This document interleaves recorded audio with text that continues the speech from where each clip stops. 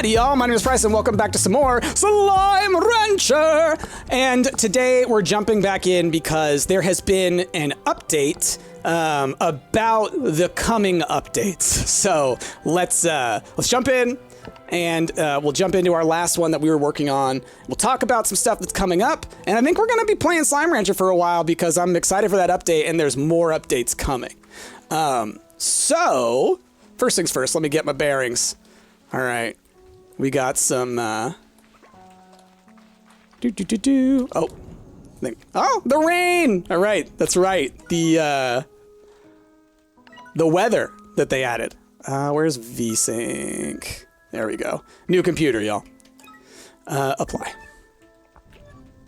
Okay. By the way, this computer's a beast. It's wonderful. Okay, yeah, let's jump back in. So we made this guy. I gotta watch this again. It's been a bit. So we were working on, you know, making our progress so that we can banger. Can it handle the hit apocalypse? Can it? Can it? I don't know. Gosh, there was something recently, I think in a Slime Rancher picture or something like that, where they talked about like it was like, I think it was like an April Fool's thing, where it was like all chickens everywhere in Slime Rancher. And I felt like I knew it was coming. I predicted it. Okay. All right, we got our pink bunnies. We got our bats over there. We got, tabby phosphors. We got rock anglers. Whoa, had a little hiccup there. Did we have stuff going in here? I think we had just started it, right? You know, I think something I might need to do. Hold on. Yeah, I need to. Oh. Can I not limit the frame rate? Okay. Well, I mean, it is a multiple of 60, so it should be fine, mostly. All right, what do we got in here? All right, we just got these guys, right? Honey flutters. Need to be feeding them. What do we got going? You're growing. Okay. And then did we start in on the opposite side, is my question. Because then beyond that, we're exploring, right? I guess got to figure out what slimes I don't have covered, right? Literally brining chicken now, realizing it's still kind of frozen, getting a bigger ball. Yeah, I mean, just, it messed me up. It messed me up. Okay. No, okay, we did not. And then did we get the backside? So let's talk about what they've released about the updates that are coming up. There's 2 updates coming up. One of them's coming up in the spring. Cool. Which it currently is. So, it's coming up at the end of this season. Sorry, I'm just paying attention to which slimes I don't have. Like, I know I need crystal slimes now. Boom slimes.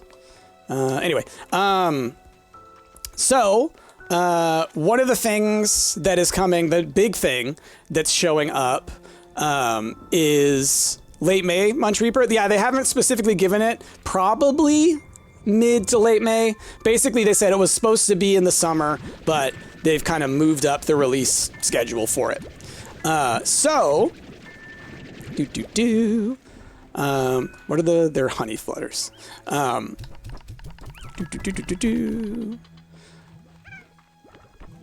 Sorry, what was I saying? I got distracted. Anyway, so they said that they will be releasing it sooner. The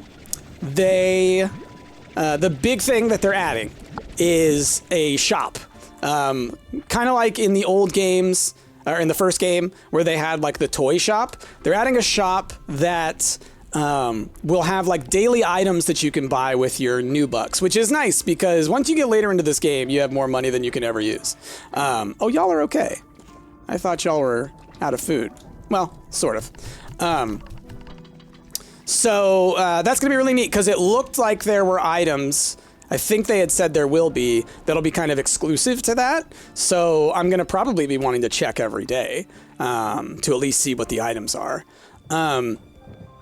So then, beyond that, it sounds like they're also bringing back the toys. So you'll get the vending machine thing where you can buy the toys as well. So I'm excited for that because the toys, not only are they cute and stuff, but they help with keeping your slimes, you know, occupied. So they don't go too bonkers. So that's the update that's coming out soon. And like I said, that changes kind of the way that you deal with, or you relate to Slime Rancher, because that makes it like a thing you want to check daily. Like generally for me, Slime Rancher has been like a binge game. You sit down and play a bunch of it, and then you know you're kind of done for a while after you kind of reach a certain point. But I don't know why I am, but I just decided to put these in here. But checking it every day is going to be interesting. It's going to be interesting. Hey, Navy, how's it going? Playing some Slime Rancher, talking about they released some information on the upcoming updates. Majestic Sambiro, 12 months! Hey, it's a year! Congratulations. Also, thank you so much. You the best. Let's look at the map. What do we have unlocked? We have the beginning of the Ember Valley. I haven't made it to the other side. We have a little bit of the Starlight Strand. Which slimes am I missing? Let's go into our Slimepedia. Let's look at the list. So we've got baddies, we've got rocks, we've got anglers, we've got pink slimes, we've got bunnies, we've got tabbies, we got phosphors, got ringtails. We don't have crystals, as far as I could tell. And I don't think we have hunters. So then what else? What are we missing? I guess I'll remember as I get there. Boom slimes, obviously. In my head, I'm mixing it with the original. Sabers! Thank you, that's right. They added sabers. There's another one, though, missing. Unless this is where, like, puddle slimes go. But I feel like there's another one in there. Anyway, we'll remember it when we get there. Am I going to play Suicide Squad when it releases? Is there a different Suicide Squad coming out? Because isn't there the one that, like, just came out and people hated it? The Suicide Squad killed the Justice League. All right, we don't have any teleporters going. I know where I can get some crystal slimes and boom slimes, so we're heading over to the Ember Valley. Huh, I mean, I'll be intrigued to see it. Like, I still haven't played Spider-Man, which will probably be the first superhero game I play anytime soon. That and Wolverine looks pretty cool too. Okay, so over here is where we can get to the where the sabers are, right? If I remember correctly. Did I see the trailers for the Suicide Squad Isekai anime? No. But I have seen the stuff about the Isekai Joker one and the Batman one that they did, right? I think they were Isekai, right? Or were they just like parallel universes? But I will say I saw the trailer for Deadpool 3, which, heck yeah. Heck yeah. Whoa, we got to launch. There's our little benches. That's right, we want to work on decorating the entire world, because you can now, wherever you want. Get wrecked, Tars. Get out of here. You're not welcome. You leave those bunnies alone. You will be defeated. No one wants you here. I'm the T1000. Actually, it's like the T6, T80, T800? I don't remember. Batman and a few of his rogues are sent back in time to feudal Japan. Okay, yeah. So it was. They were all isekai'd. Do. Got tabbies. Do. Got rocks, got crystals. Like, in my head, the problem is that I'm also thinking about Slime Rancher 1, where it's like, I'm thinking about, like, rad slimes, which they might have talked about bringing back. I can't remember. But we'll see. Anyway, more about the updates. There's going to be another update in the fall that's adding a whole bunch of stuff. It's going to add an area to the conservatory. So I don't know where it'll be, but there's going to be another little area here somewhere. So you'll have more space for slimes and things. And it's called the dig site. They mentioned you have to like do something with the dig site. So Or I guess the dig site could be something else. The way that it was written sounded like the new area is called the dig site. But I could have been reading that incorrectly. Where are we at? We want to go. Yeah. It's been a while. It's been a while. You only read the comics, anime stuff feels weird to you? Nah, that's fair. Yeah.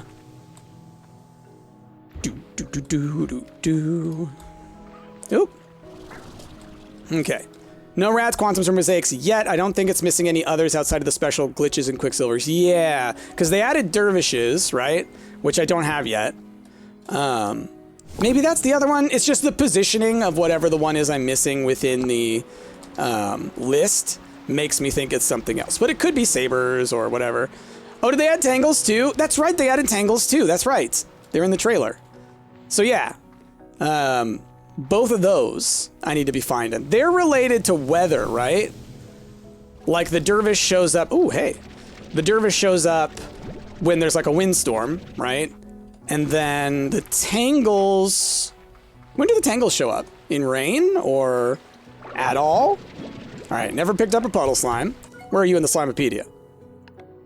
Yay! Okay, so then... All right. So we're good there. It's a puddle. All makes sense now. Okay. Let's grab some primordial oil. Heck yeah.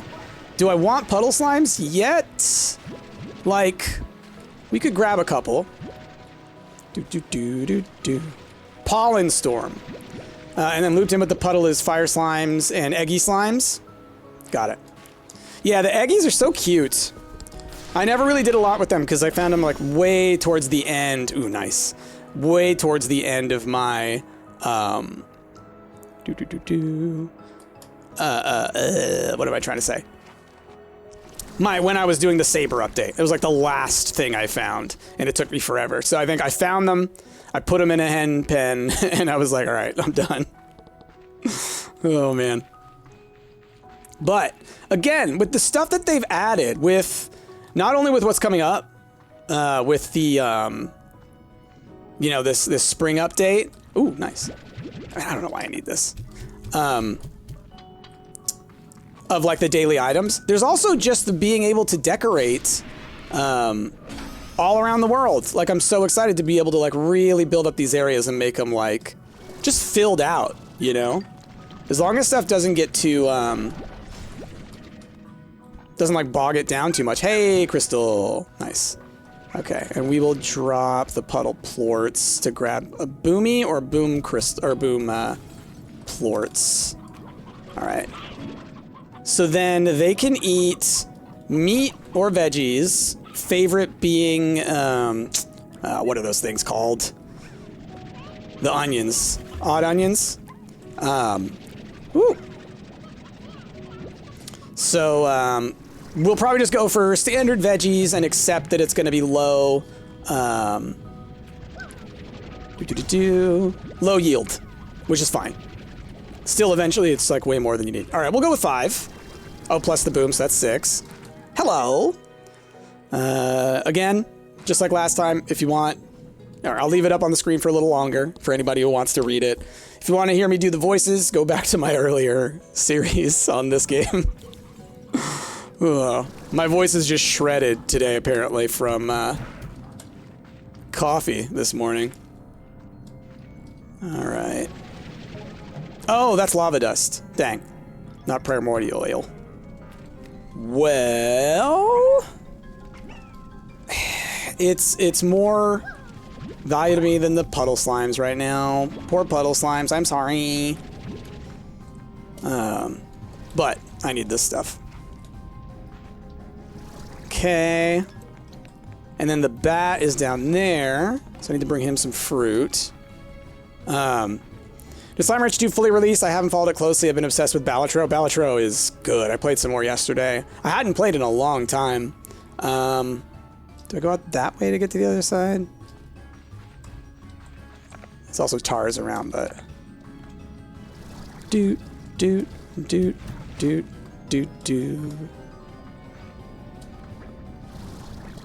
Because I know there's the other way out. Balatro update is also coming, so looking forward to it on console. Nice!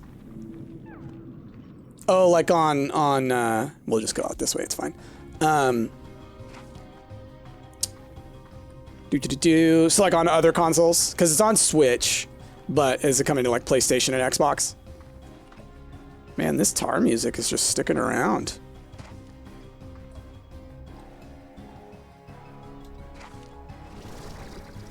Are there more tars down here? Oh, there are, okay.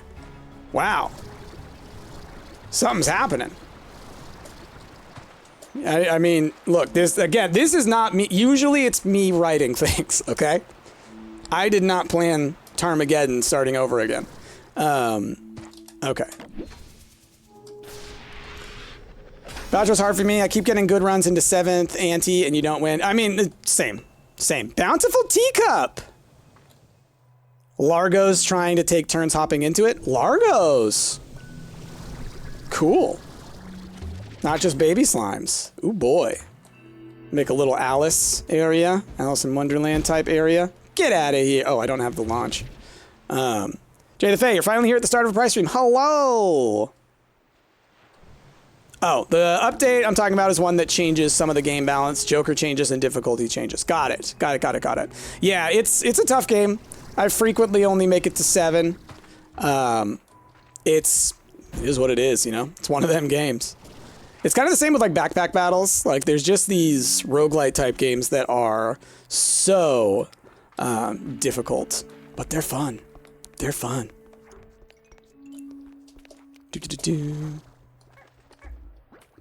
You've had Sleepcast on you? No. Don't do that. It's a dopamine simulator. It's one of those ones where it's like, when you come together with a good run, it's so good. And I think they both feel like you have some good control over it. Not perfect. Sometimes you build away in Balatro and you're like, oh, I needed one card, and you didn't give it to me. This is different, right?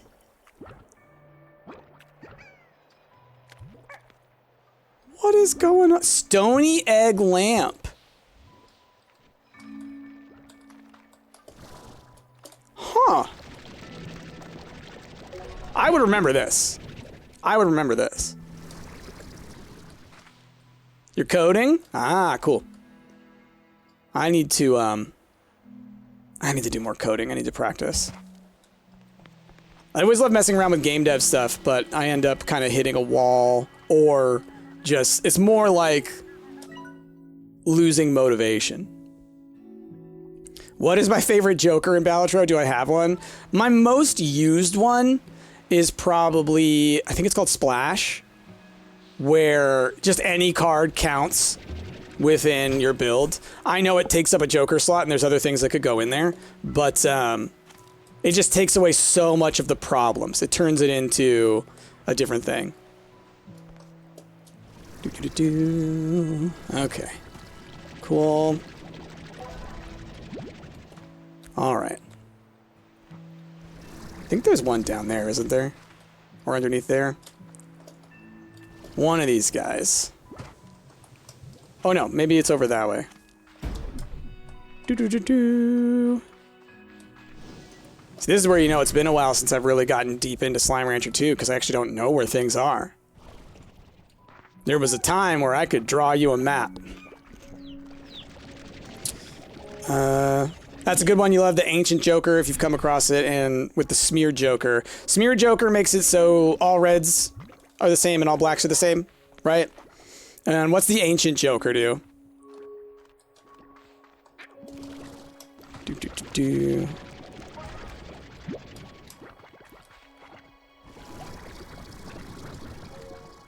Doop-boop-a-doop-boop-boo.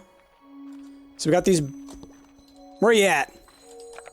Boom! No, but I don't have any food for you. But hey, good to see you nonetheless, little guy.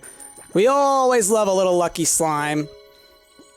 He's cute. We're just gonna sit here. We're gonna say, what's up? Oh, and there he goes. Majestic.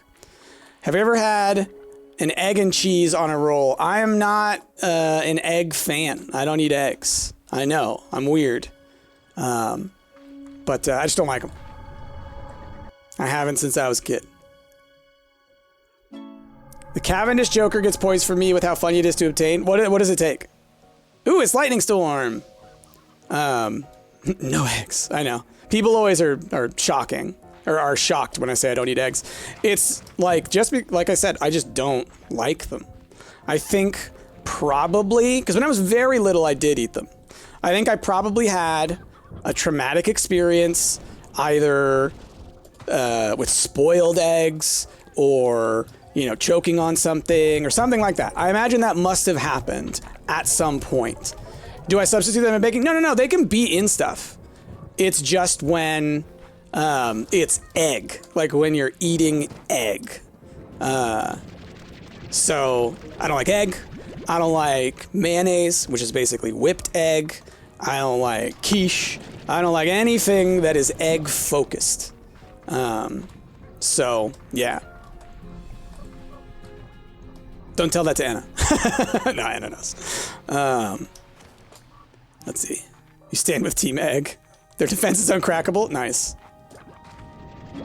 Ooh! What? I've never got one of them. See, this weather thing is still new to me. It's still new to me. Does this go in the deal? Egg and the boys, yeah. Classic. And that's just, okay, that's just cabbage. Did I just see another lightning bolt? Woo! Let's go over here. Let's see if one of those lightning things popped up. You haven't eaten eggs since an incident? See, it's how it goes generally. Not liking something when it comes to food is usually... there's like three things. A, you have a sensitivity to something. B, you had a negative experience with something. Or C, you've never tried it. Doot. You have to either cook your own eggs or ask for them well done, to be honest, because you can't deal with the texture. Yeah, the texture... I can eat some, like, scrambled eggs if they're super dry. Yeah. Similar, but I don't like it because the egg flavor is just not my jam. Basically, if I have to, I can eat eggs. I'm not allergic. If they're the only thing on offer, you know, I will get by. I just want to enjoy it. Okay, heading back up. Let's get a thing ready for these guys. So I guess we'll put them in the cave with the flutters. And then I need to go around and feed everybody, I think. Like omelets? Yeah, and like a what would you call it? Why am I blanking on these things? Oh, man. Anyway, a Tex-Mex style omelet, I would get all over. Be all about that. What's this? Corral. Oh, it's empty, that's why. Okay, we want walls. We want ceiling. We want shields. We want this. We want... Don't even have enough. All right. So, y'all and y'all. And then we're going to want another garden. And then now we need Tangles and Dervishes, which is actually a really dangerous combination, so I probably shouldn't do that. I should also probably have fruit critters in one and in like one area, vegetable critters in another, just make it easier to feed. Let's go throw these things in one of the... down in the science area. Can't do gelatinous? Yeah, I can't. It's gross. Slimy? Oh, can't do it. Cannot do it. Grosses me out so much. And, you know, part of that is, like, you know, neurodivergent stuff, right? There's certain things that are just, like sensitivity, y'all. I'm the kind of person who I roll around in bed. I can never get comfortable. I'm, you know, princess in the pea. So, like, it's just because of, like, hypersensitivity. If, like, anything is, like, touching my skin, it bothers me. If my hair touches my face, it bothers me. There's a difference between pudding or jello gelatinous and egg gelatinous. I mean, there is. Certainly. Oh, hi! Let's see. Well.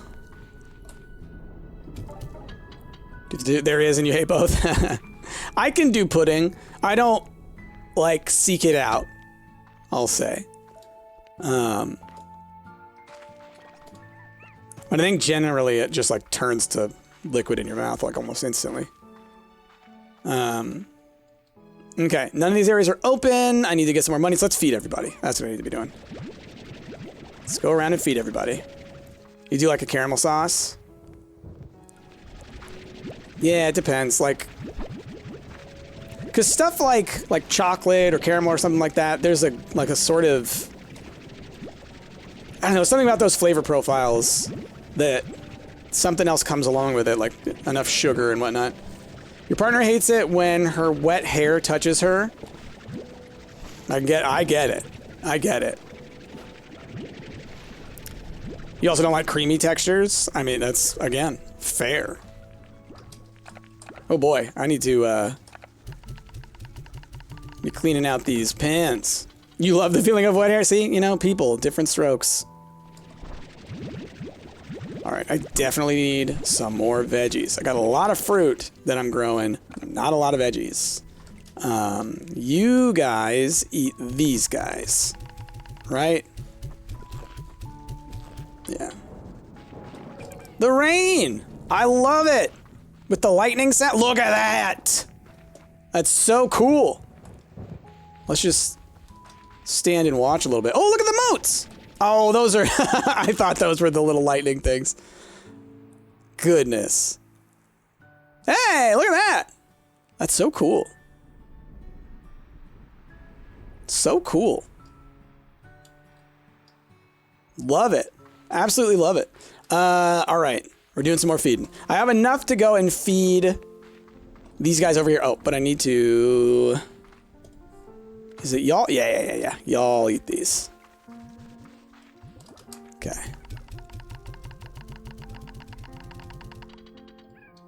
You can't imagine the wet hair thing. If you had long hair, it would drive you mad. But then again, I have short hair, and when my hair grows over my ears, I low-key hate it. I mean, that's fair. That's why I like to have my sides shaved. I don't like the feeling of hair on the side of my head. But I also wear hats every single day. So I just don't like hair in general. All right. Y'all make plorts. Okay, and y'all are fed. Let's grab these plorts out of here while I'm here. You cut your own hair, so if you know, so if you hate it, it's your fault, yeah. Yeah, for a while now, and I need to get her to do it again, I've had Chrissy shave up my sides and whatnot, because it is just like, zzz, and, you know, I can't do it as well, because, like, straight line back, and then the back of my head, like, is impossible for me to do on my own. I have a weird shaped head, okay? You have long wavy hair, so yeah, there you go. Yeah, my hair is super wavy.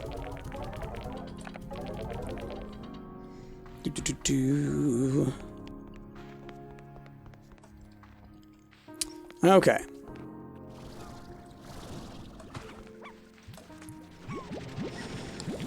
Let's just move. We're moving some plorts. We gotta do it. Let's, I wonder if I could set it up to have these go all the way down into here, you know? You can't do them on the stairs, but I have one more of these. I wonder. We're gonna try. We're gonna try. I think it'll be fun. Pick up.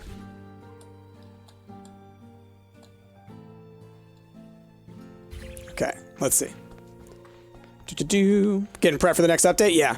One of the things that they said on the update, they were saying stock up on monies. All right, let's see, how does this work? Does it go? Boom, boom, yeah! Slam dunk. All right, so at least this will throw them down there, and then from there I can throw them into the machine much easier. Am I a vegetarian, vegan, or pescatarian? I'm not, but I don't eat a ton of meat.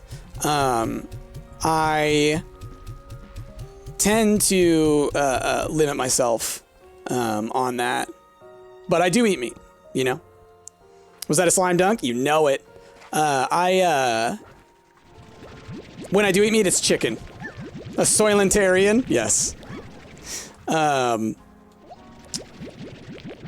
So yeah, mostly chicken. Or turkey. Red meat is something, you know, I come from a beef family, but red meat is something you should limit. And just, you know, here, personal thing about my family, hemochromatosis runs in my family. If people don't know what that is, it means that you essentially produce too much iron or your red blood cells don't take enough iron. Either way, what it means is I need to keep my iron intake at a lower level than most people. So less red meat is better, which is hilarious, right? Because I grew up, it might be an effect of my upbringing because I grew up eating so much red meat. I mean, we were having steak all the time. A Poyotarian, I like that. Duck, I have had duck. I don't eat it frequently, but I have had duck. Around Christmas, my brothers and our partners, we go generally and we do this dinner, not on Christmas, but around Christmas. And it's a duck dinner. It's like you have duck for every part of the meal. So the ice cream is made with duck fat, the soup has duck fat in it, you know, all the courses are duck related. So that's good, but it's decadent, you know. I feel like duck is something that if you're gonna eat it, don't eat a lot of it, or like I wouldn't. It's just so oily and so fatty.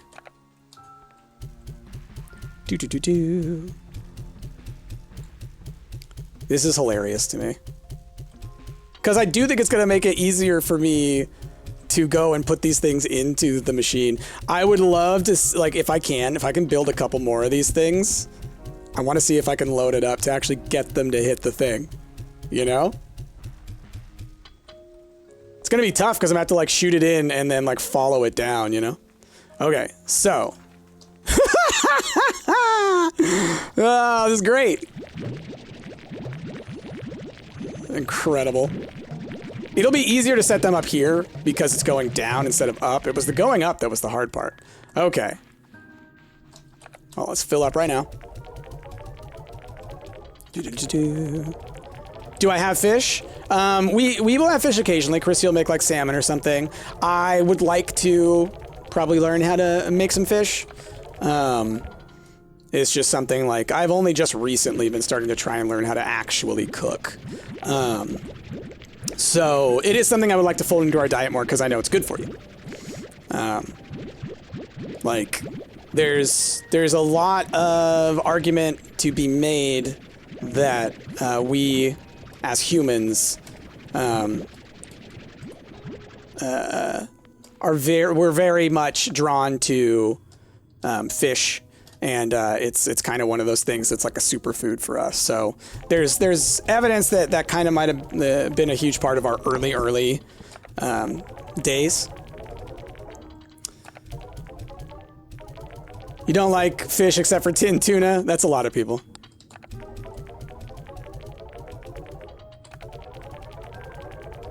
Blackened fish is great, but do it outside. Top tip. Does it get a little stinky?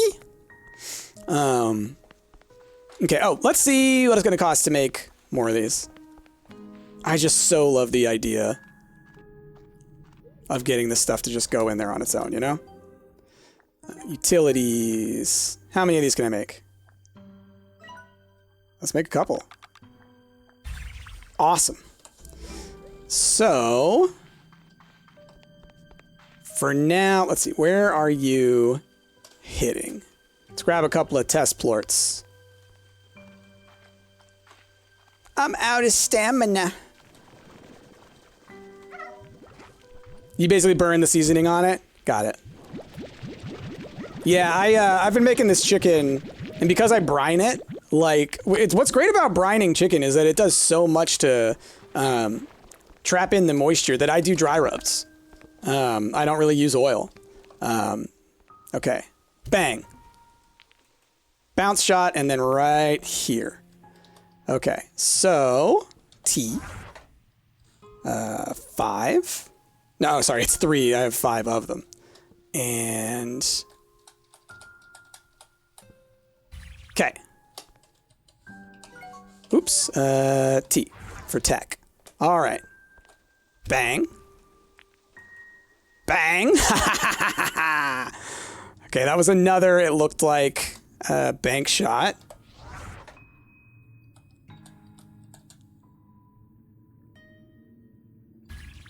It might be a little bit too much to the side.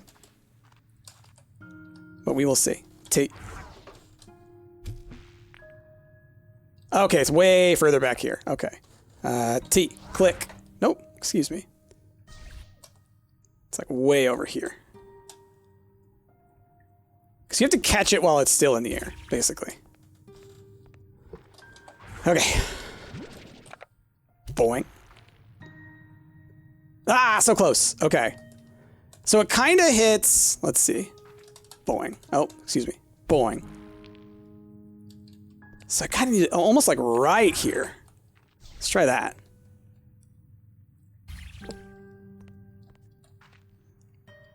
Do I eat shrimp fried rice? I don't. Boing! Okay. So then, we almost immediately want it to bounce further in that way. And then we're just going to go ahead and try and line this up on its own.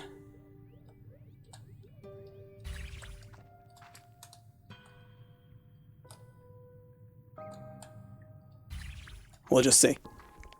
Okay, so then, bang.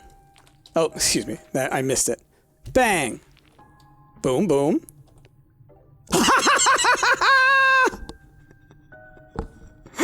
Yes! Who needs a link? Who needs one? Not Price. Not at all. We have achieved science. We have. It's so ridiculous. Oh, man. Awesome. So now what's going to happen is I'm going to fire a bunch, and we're going to go down, and we're going to see if it's consistent. I'm so happy about that. Oh no! Oh, I did the wrong thing! I was so distracted! I did the wrong thing! Sorry! Oh god.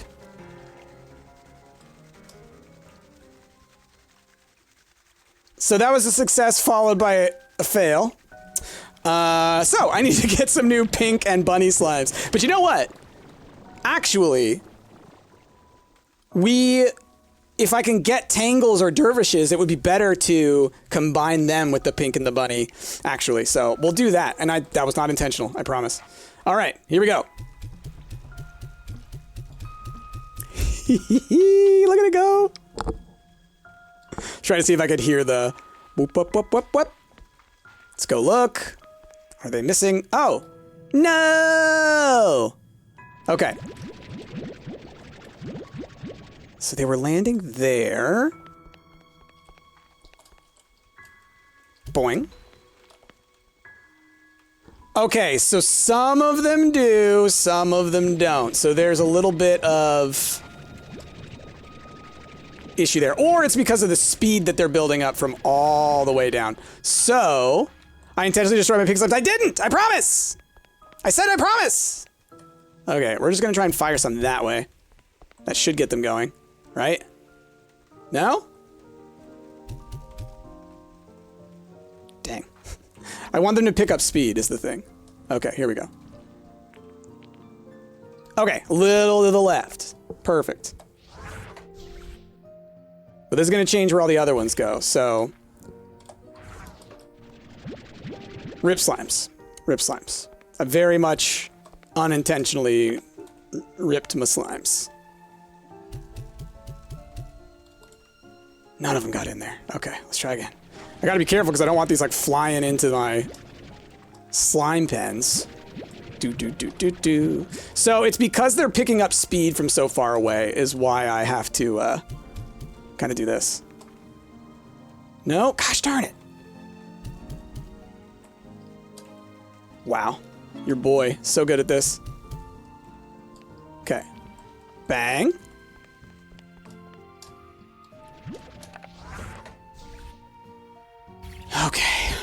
It's hard to test. It's hard to test. That's really the issue.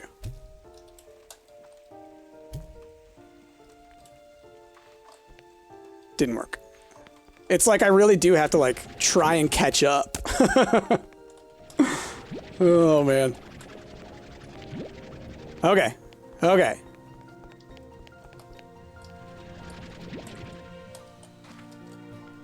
I can't catch up. Here we go. Okay, a little more to the left.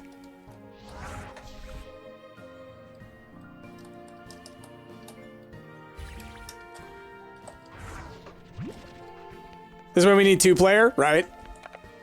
I might not have to shoot it that far, you know?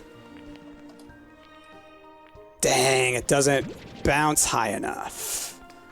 Now.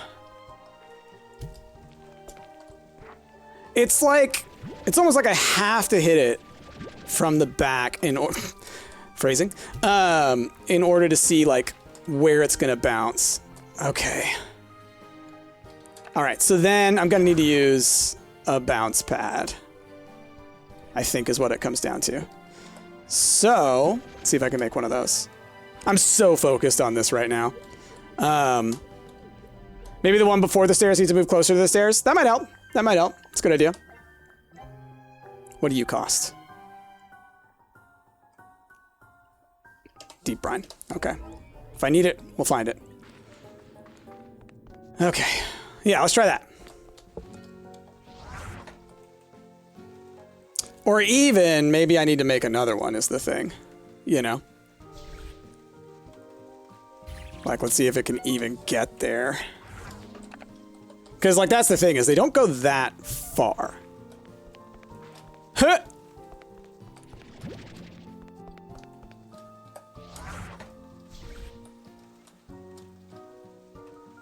But maybe I can get it from a different angle, you know?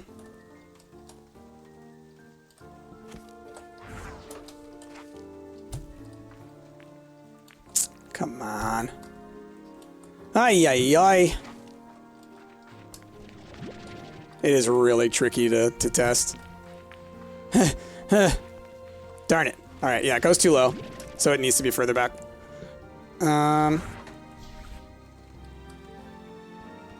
Maybe there? Doesn't work from here. Does work from there. Doesn't work from here. I think it's the bounce here that kind of determines the difference. Yeah. Let's change this guy just the slightest.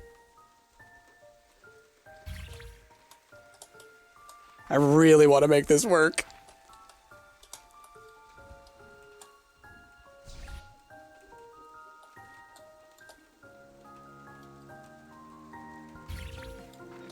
I love that this is what I've been doing in Slime Rancher today. Just been working on this silly machine. Okay, see, now they're hitting that, which is ruining things. Arg. All right, we're gonna turn it a little more the other way. Okay, I know it hits right here.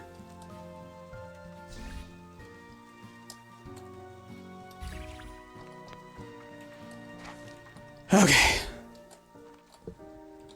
You want to be a vegetarian, but you know it's going to be hard? Gotcha. Now it's like all the way over here. Okay. I swear it's like it keeps changing. It might just not be consistent, which means this is going to be much more difficult than I would like. In which case we'll have to take a little breather from it, you know? I think it would be fixable with a bunch more of these just closer together, you know? Hey? And then those ones roll, though. That's too bad. So I kind of need another one right here. So let's see if we can't make that work.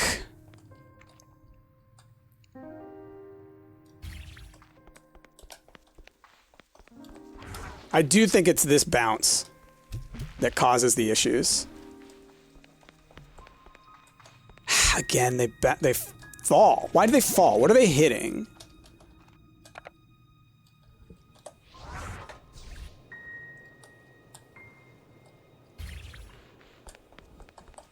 Because they should maintain their height, right?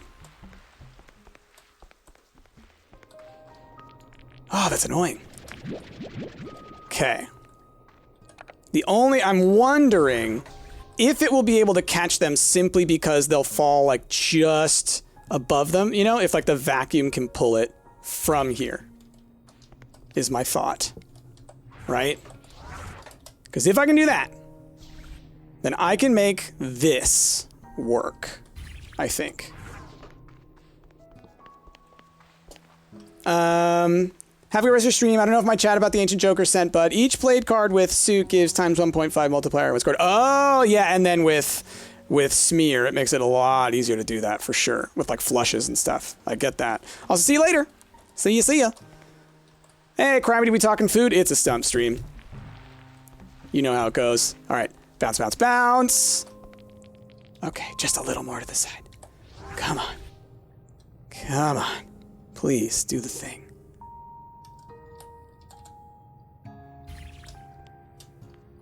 I don't get why it's falling here, you know?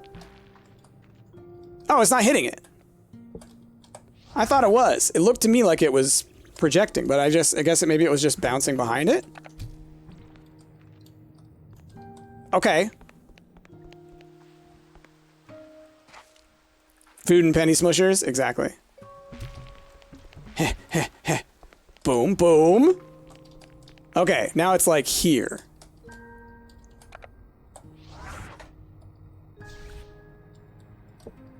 We're making magic here, y'all, okay? Okay. Okay. Here we go. If it doesn't work this time, once I've gotten it lined up the way that I'm trying, then we're gonna take a break. Oh, wrong thing. Bing boom, bing boom. Boom, boom, boom. All right, so now, totally gonna get it. You lined up for that guy? I think you are. Maybe a little bit. Oops. That's gotta be right. Okay. Okay. We go again.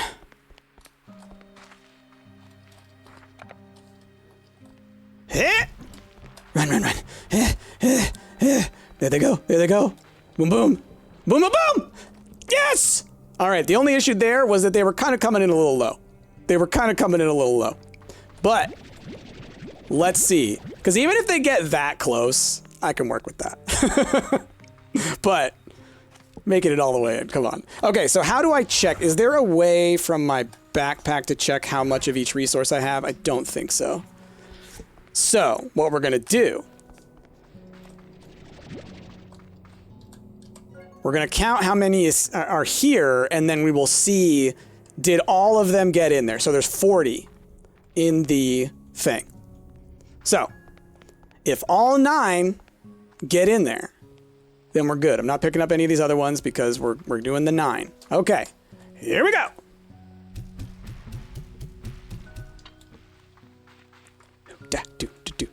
Do. Running, running, how about you? I heard the sound.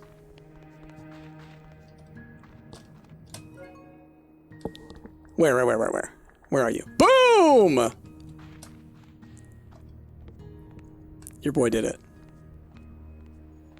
Your boy did it. Stop the presses, y'all. I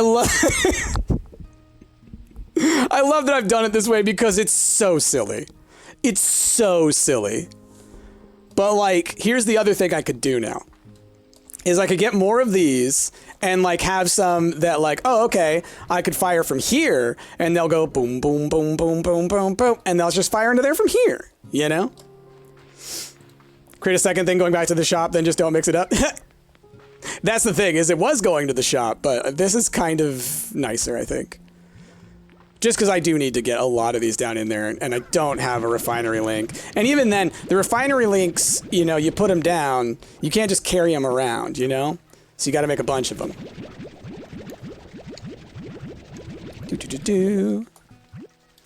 Okay, got those guys. Oh, I've got food on me. I need to feed some slimes. Who eats cabbages? Oh, that's right. Those guys ate cabbages. Oh. Your 5-year-old started his ADHD medication. Oh, that's great. I know. You've been struggling with that, right? Trying to get someone to see them, right?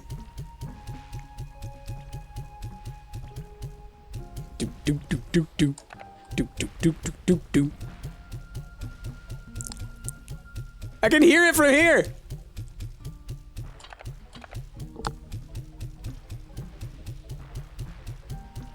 Listen to that. He was dropped from his after-school program for being so disruptive. Got it. So did that kind of give them the green light for like, okay, we can now put you in the program. Oh, look at that. Oh, handful dropped over here. Oh, no, these are from before. Those are absolutely from before when I was testing. Because I didn't end up in my pocket with as many as I had tested with. Okay, cool. Cool.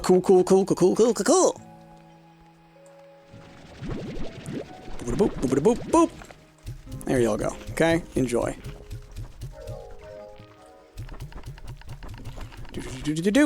Okay, and then I need to take a bunch of these over to the slimes in the cave because those guys are struggling a little bit. Oh, that's right. I can use these lettuces for the other ones in here that we just got. You just saw his primary care physician last week, and he's all over the place there, and she just prescribed him some medication at our request. Your primary did? Are you able to get in to see a psychiatrist now? Oh, there's nothing in this one? Perfect. We'll do this for now. Just because that could be good for psychologist Imogen. Perfect. Because that'll be good for like narrowing it down to the right stuff. Here you go. Eat the lettuce. Eat the lettuce, boom boys.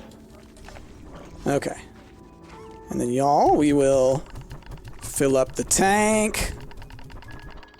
And then we'll throw a bunch in there as well. Cool. I wonder if there would be a way to set up those launcher things or other such things to automatically launch the food. If I could put them like under here, you know, like right on here, it could maybe work. You know, they do have a bit of a random pattern, like they fall straight down, so I'd have to like set up several of them. But, you know, if I feel like making my entire base, my entire conservatory covered in those things, you know, it'd work. That's awesome. That's awesome. Okay. Can they be placed? That's the thing. I don't know. I don't know. I don't want to mess with my beautiful machine though. Okay, let's get a bunch of these and launch them into the thing. Now, one thing I will say is, and this, I know this, and so I just want the people to be aware that I know this. When you're firing into or pulling out from one of these, your slime, your vac pack starts to like spin up, right? It starts to go faster and faster and faster. That doesn't happen when you're just firing plorts out here. So this one maintains the same speed. That means it's going to take me a little bit longer to get through them. But for me, it's like the convenience of not having to go all the way down there with these plorts and then coming back up, you know? Completely inaccessible by myself, fully automatic. Who needs bees, right? Take that, bees. But I like bees. Okay. And I haven't been getting any money. I should probably do some of that. Considering. Do. What's my favorite soda? Oh, Baja Blast. Yeah, Baja Blast. So much for saving up for the next update. Well, right now I'm getting science stuff ready, right? Because we want to do a lot of decorations. But then we will... now I'm going to probably start making money, is what I'm going to do. And I need to figure out what it's going to cost, because I did get the other vac tank. Or was it vac pack upgrade? Yeah. I got the other tank upgrade. So I need to figure out what it's going to cost me so I can go and try and work on getting that resource. Because I'd like to be able to hold 50 instead of 30, you know? Okay.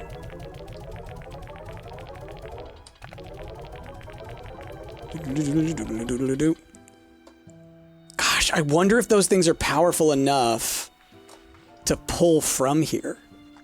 You know? Like, does it count as a vacuum? Because if it does... Oh, can't fire back in. If it does... Well then. I'd want to reorganize all of my plots so that, like, if I could figure out how to make all these face this direction. I don't know if that's possible to control that. I've never really tried to mess with it. I don't think you can, but maybe. Oh, I didn't grab the baddie. Have I ever tried halal food? I mean, I've eaten plenty of Middle Eastern food, but I don't know if I've specifically eaten food that's halal.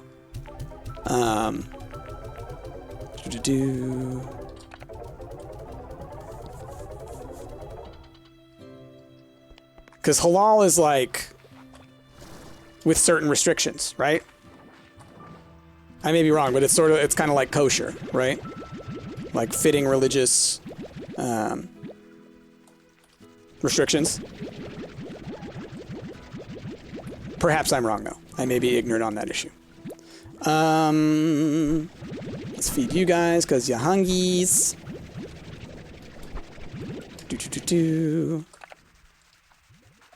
Yeah, kinda? Okay, got it. So, like, what kind of food are you asking have I had? Like, what's an example? Because that'll probably help me figure that out, if I have or not. Because it's entirely possible I have. Portland is a very, when it comes to food, very diverse city. Do.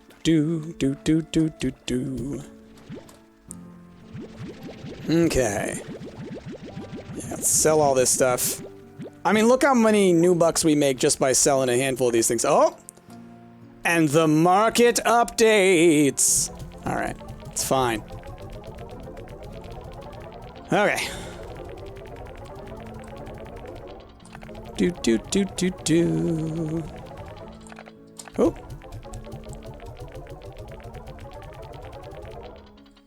I need to go on a slime gathering mission soon. Yeah, I need to find the, I need to hope that I can find some Tangles and Dervishes. Oh, and I got a message. Who is it? Victor, what's that? Oh, got a message from everybody. Got me a gift. Oh, he gave me the pinwheel. That's cool.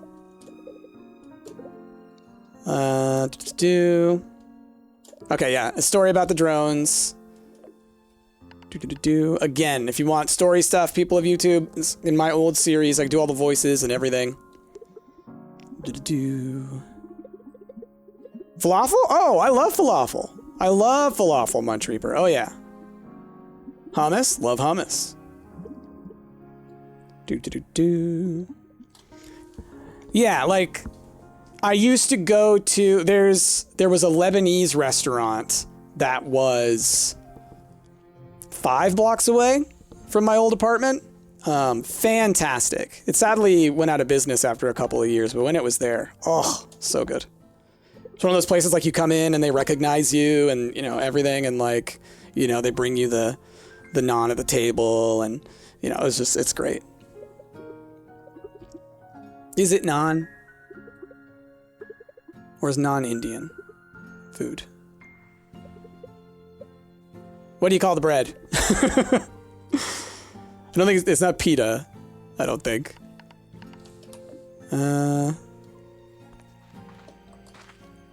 Okay. Okay. I'm trying to, like, I'm figuring out, okay, what am I doing? What am I doing? Weep. I should have just launched it into the machine. Okay. Things are fed. They'll survive for a little while. I'm looking for... We got our crystals and booms. So we're just looking for Tangles and Dervishes. I think if we go to the Starlight Strand, it's the Starlight Strand, right? Down here? Hey, I finally remember. If we go down to the Starlight Strand, I want to say we'll have a higher chance of getting, like, rain. Not positive at all. But I think it's, like, over there it's rain. And what else am I looking for? The pollen storm for the Tangles. So we're gonna go over there and look for the Tangles, and then we'll come back and we'll look for the Dervishes. Hey, another lucky slime. I don't have anything for you, bud. Oh, wait. Boop. Yay! Bye. Bye-bye now. Ooh, shiny. I hadn't done that yet. My brain is broken. When you said the name of the bread, I instantly thought, "Oh, pita." That's great. Naan is Indian. I don't know if it's here in other cultures. It is pita, you think? Okay, maybe it is pita. Okay. I don't know. But, yes. I love Lebanese food. So, if most of Lebanese food is halal, then I have had plenty of halal food. It's great. Do. Oh, yep, there comes the rain. Okay. Oh, and I do need hunter slimes, don't I? Let me check my Slimepedia, actually, now that I think about it. I think we need hunters. We've now got booms and crystals. We've already got honeys, got ringtails. We need to get these guys again. So we're gonna end up... Oh, and then there's sabers. So we got 6 more slimes to get, so 3 more pens to fill. Okay. But I'm gonna save the pink and the... what are they called? They're not hop slimes. They're... Well, they're the bunnies. What are they called? They're not bunny slimes. Cotton! Every time. Every time. I just don't associate cotton with rabbits for some reason. Even though I know what, like Peter Cottontail or whatever, right? That's the thing. I think. Oh gosh. Wait, I should probably get the... Ah! Yeah, I was gonna say, I want to get the entry for the painted hen. Okay. Just keeping my eye out. Let's get some water up, because these guys are definitely gonna turn into tars. Makes sense, technically cotton is a plant. Yeah. It's like, I would think, like, woolly slimes, but then you'd expect those to be like a sheep or something. So anyway, I mean, it is what it is. I just always forget the name. I just call them bunnies. The rain. Oh, another one! You spoil me. Is there any food? Nah, that's alright. Later, guy. Good to see ya. Yeah, the food hadn't grown in just yet. Okay. Map. Where am I at? Over here. Okay, I need to get over here. Right? This way. So this will get me to the edge over here. Yeah. I haven't opened a lot of these doors is the thing, so I gotta, like, find those. I think it's on the other side. And open up a lot of those, so I need to be finding the right plorts as well. Why do I go this way every time? I don't want to be here. Okay,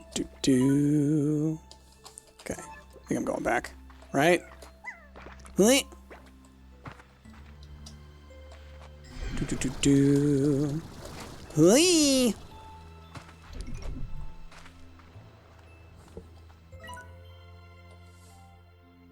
Oi. It's the best way to get over here. Not the pink way. The blue way for sure, but I have to make sure I don't go the down way. I have to go all the way up the up way. I should get the map. I mean, I need to.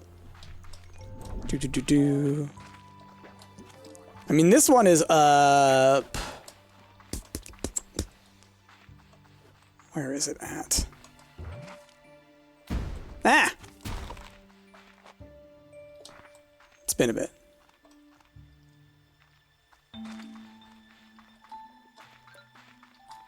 It's like, I remember it's up at like the end of one of like these kind of looking things. But this isn't the one, because this is the... This is where you come in, right?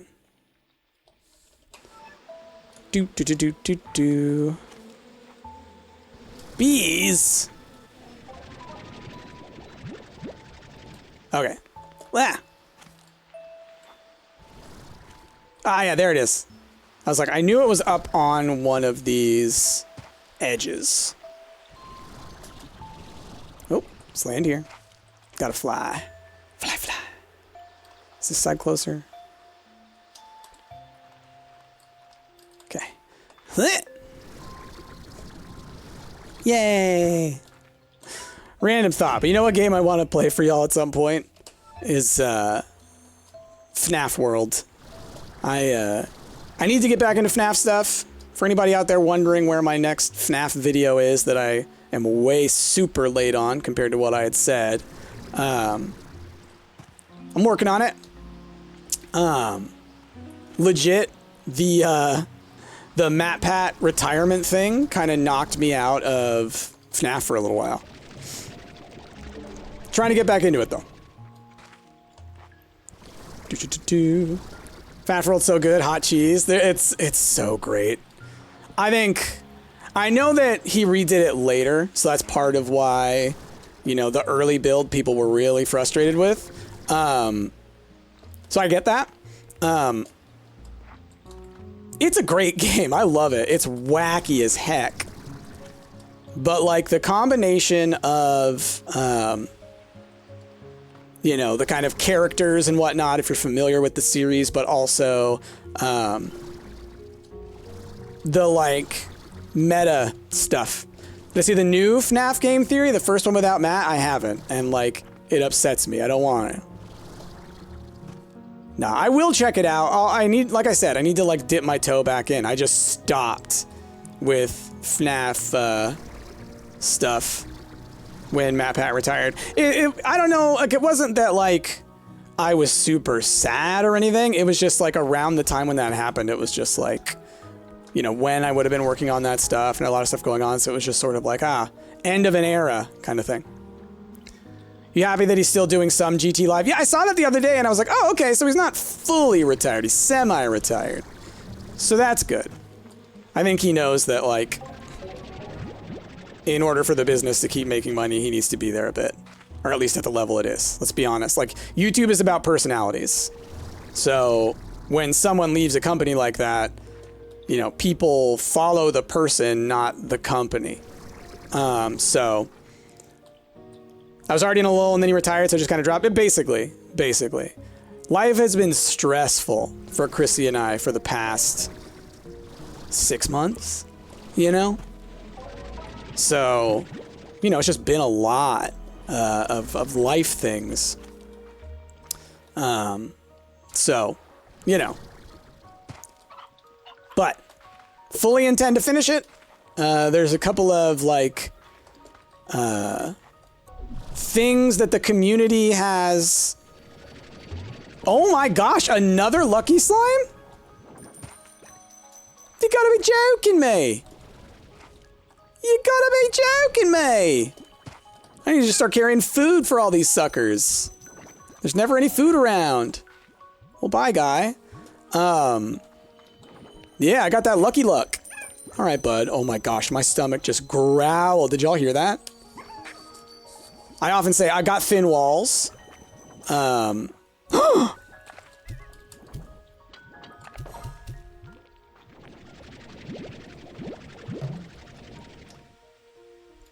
luck! The luck today!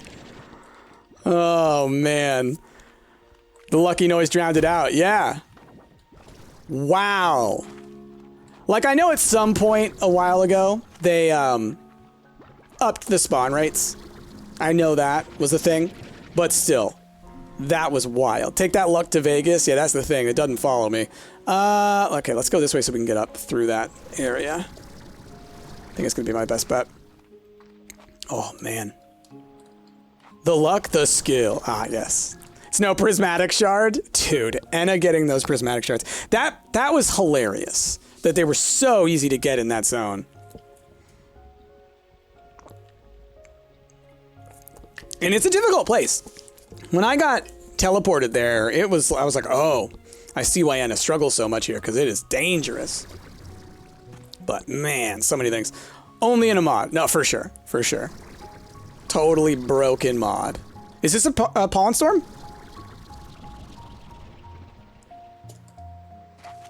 It's got the little, like, floaty bits. Is it, like, a weak one? I just saw that. Those little leaves fall off of there. That's so cool. I didn't mean to fall this low. I'll be honest. Do, do, do, do, do, do, do, do. You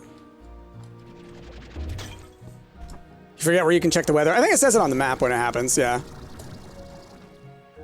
I was just more like if one of y'all knew. Because it was one of y'all that reminded me.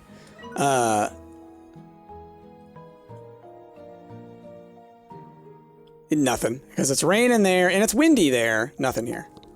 Okay. Gotta zoom out for the forecast. Okay. Do do do do. Trying to do the Yoshi sound.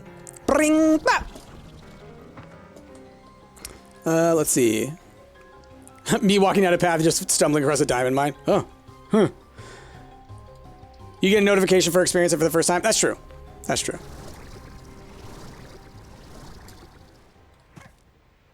The kind that. Let's see. Hold on. It's named differently if it gives. The gems. Because it probably has to be level 3, right? I think that's what it said about the other ones. Have I seen you before? Don't know. Okay, it's just bad nectar. I was like, what is that stuff? Oh, sorry. My inventory was full. I haven't gotten wild honey yet? That's wild. I didn't mean to say it that way, but you get it. Have I heard about the autumn update? Yeah! Oh, I didn't mention the other part of the autumn update. I told y'all there's gonna be the new dig site. I didn't tell y'all about the labyrinth. The labyrinth is gonna finally open. It's going to finally open. So we're gonna be able to see what's inside there. So that's super exciting. I mean, that's gonna be like a DLC pack, you know? I get that it's in early access, so, you know. It's just finishing the game, but super stoked. I appreciate puns more than Ash. I'm just really good at it.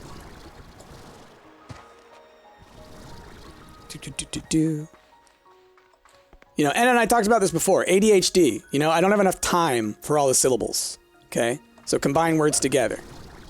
Plus, it's funnier that way. Okay.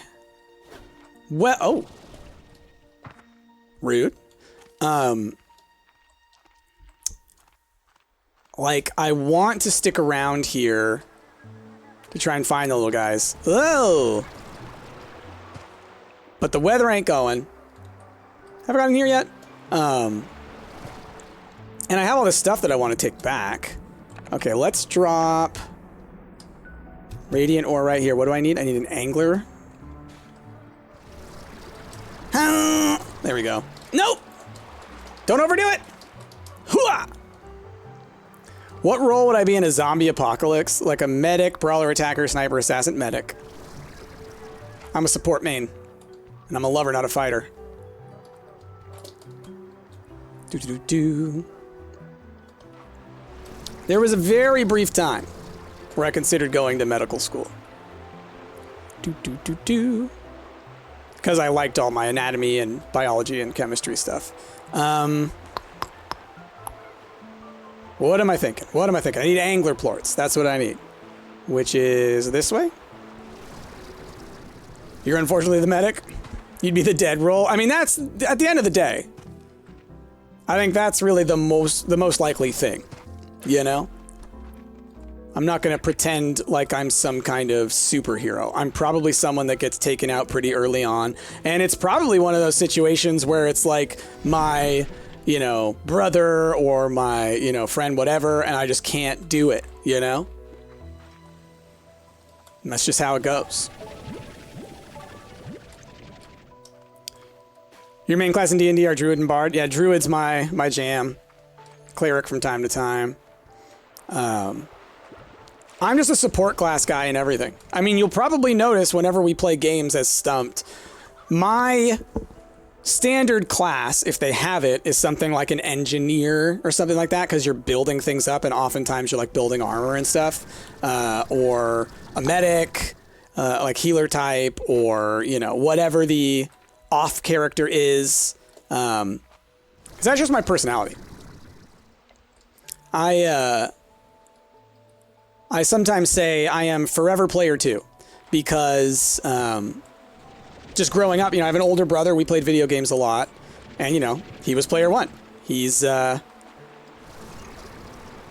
because he's older. He's number 1. So I'm number 2. And when you get that kind of mindset, oftentimes it's like, okay, you're the leader, and I'm going to support you in the best way that I can. And that is kind of our dynamic as adults as well. He kind of leads the family, and I'm his support.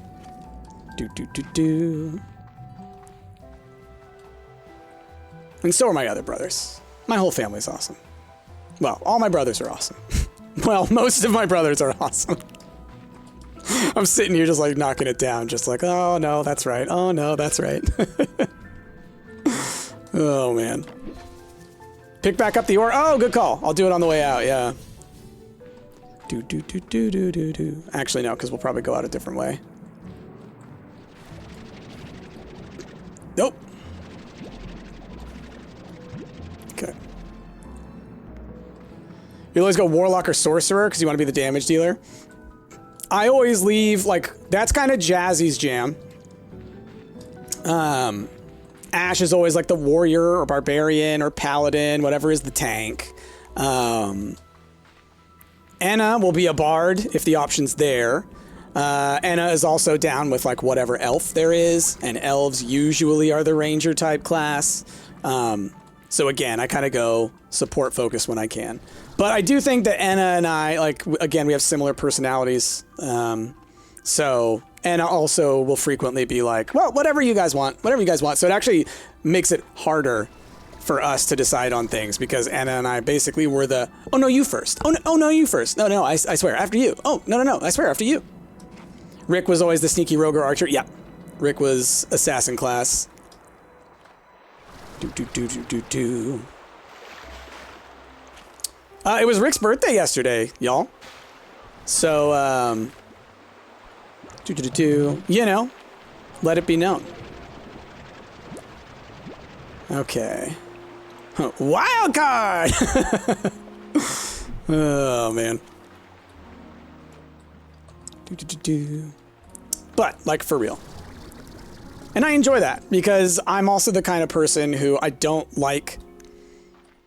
I mean, this is going to sound like... the way I'm saying it is going to sound snobby, but I don't mean it that way. I don't like basic. I just get bored by basic. Noonie! With them 43 months! What is up? What is up? I'm just never into the basic. And by that, I mean, like... I'm not usually into the main character. I'm not usually into the most utilized class or whatever. Other than Captain America. He's my one. It's my one leader. All right, which way are we going? I want to head back right now. So we want to head to the teleporter, which is up here. So we'll just follow this back. Man, I really gotta relearn my my map. What are those emotes? It's a bear. It's a yellow bear slapping. That's how it goes. You cannot do a martial roll in D&D? No? Hey! Oh no, wait, I need... We're gonna lose the Radiant Ore. It's the most common. It's in all the areas. I heard a tinkling noise, right? I think it was the sound of Radiant Ore somewhere. Could have been something else. Can't ever find yourself in the front lines? Like, for me, it's not even that I don't want to. From time to time, I will play a class like that, but it's not going to be a barbarian or a warrior. It's going to be some kind of psyker, something or another, or one time I played the samurai class, which is a variant of the cavalier in Pathfinder. I went the wrong way. But not super the wrong way. Am I still playing Baldur's Gate 3? I haven't played any of it after we played together. I eventually will. It's a daunting thing to get into. Lately, the games I've been playing are decompressors. So it's like simple with like matches, you know? So backpack battles, Balatro, etc. They're decompressors because the thinking involved is very different. There's not a story that I'm paying attention to and having to comprehend and like really interact with and make these big, big, big decisions. It's, is that just flower? Oh, it's just a little mushroom. Instead, it's just kind of like going through the motions, but different each time, if that makes sense. It's a weird way to say it, but that's how I'm going to say it. All right, that way. Whee! See, like, is this a minor pollen storm? Like, it's not. I want to see one. BG3 I find I have to set aside several hours at once to play. It's not one I can pick up and put down. Yeah, you're not going to do an hour. You know, you're going to do 4. Or 8, or 12, you know, or no life, you know. Who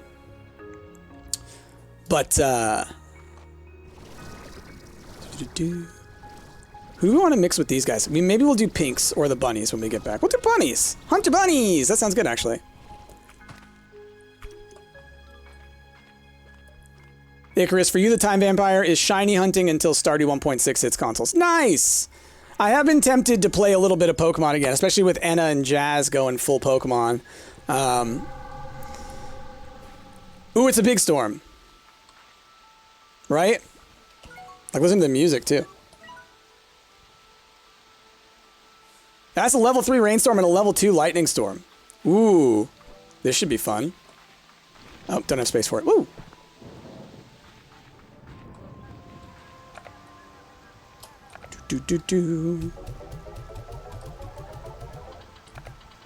Oh, not you guys. I wasn't looking. All right. There aren't slimes attached to this weather? Yeah, I don't think so, but the lightning can do some things, I think. Like, there's those lightning motes that I can pick up. So those are probably for building specific things, if I can find them. I think slimes can get struck by lightning and something happens. Maybe that's how the lightning motes are found. I don't know. But I'm going to be looking around for those if we're on level 2 lightning.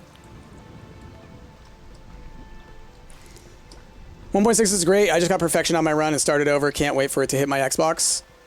Of what? Of Slime Rancher? Or is that like BG3? Yeah, I mean, I am super interested in playing it. I liked, oh, sorry, Stardew. Yeah, there you go. That makes more sense. What was I thinking? Oh, I loved Dragon Age. I love Mass Effect. I feel like it's very much in that vein. So, you know. Sis, hey, how's it going? You getting back into Stardew and playing with your friend? Nice. Nice, nice, nice. It's a good one. The time you got reincarnated as the slime is good? What? That can happen? Come to me, Jellystone. I kind of want to sit still to see if anything happens, you know?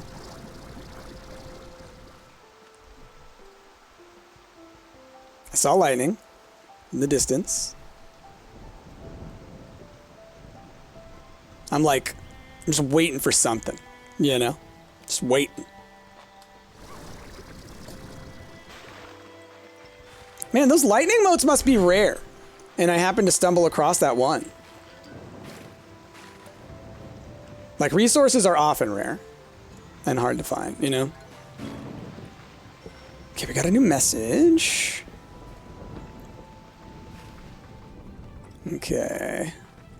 Oh, that's right. I wanted to get some cotton plorts. Okay, y'all, we're gonna take a quick break. All right, let's play some more slimes. Thunderstorm level 3? Okay, gotcha, gotcha. I just must have lucked out and been in a level 3 before, because this is a level 2, right? Yeah, it's level 2. In that case, picnicking! There you go. There you go. Alright, let's go grab some cotton slimes. Yeah, because I don't want just the 2. Oh, but let's check our message first. Vic, what's up? Found a thing for me. What is it? Ooh, the blue home portal. Alright, alright. What you got for me? Ooh, cool. The fact that you can now put those anywhere? Oh, that's really cool, actually. Put one, like, on the top of each of those, if you could. Like, it looks like you can put them in here. We will see. We will play around with that. Because it might not show the red until you have an item that you're putting down, you know, right? So we'll see. Because I could easily see that ground being off limits. Do. All right. A 1, a 2, a 3, a 4. Okay. Here we go.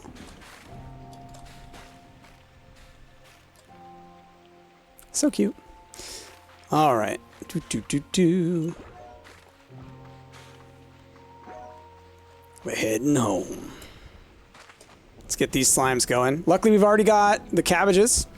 So, or lettuce, rather. So, feeding them will be easy. Do. There you go. Oh, yeah! We've had them before. They're cute. Chomp, chomp, chomp. Eat your food! The rain damages tars? That's right! That's right! Oh, hey! It's 2 o'clock. Do. Eat. Be merry. Alright. Yeah, it's pretty cool.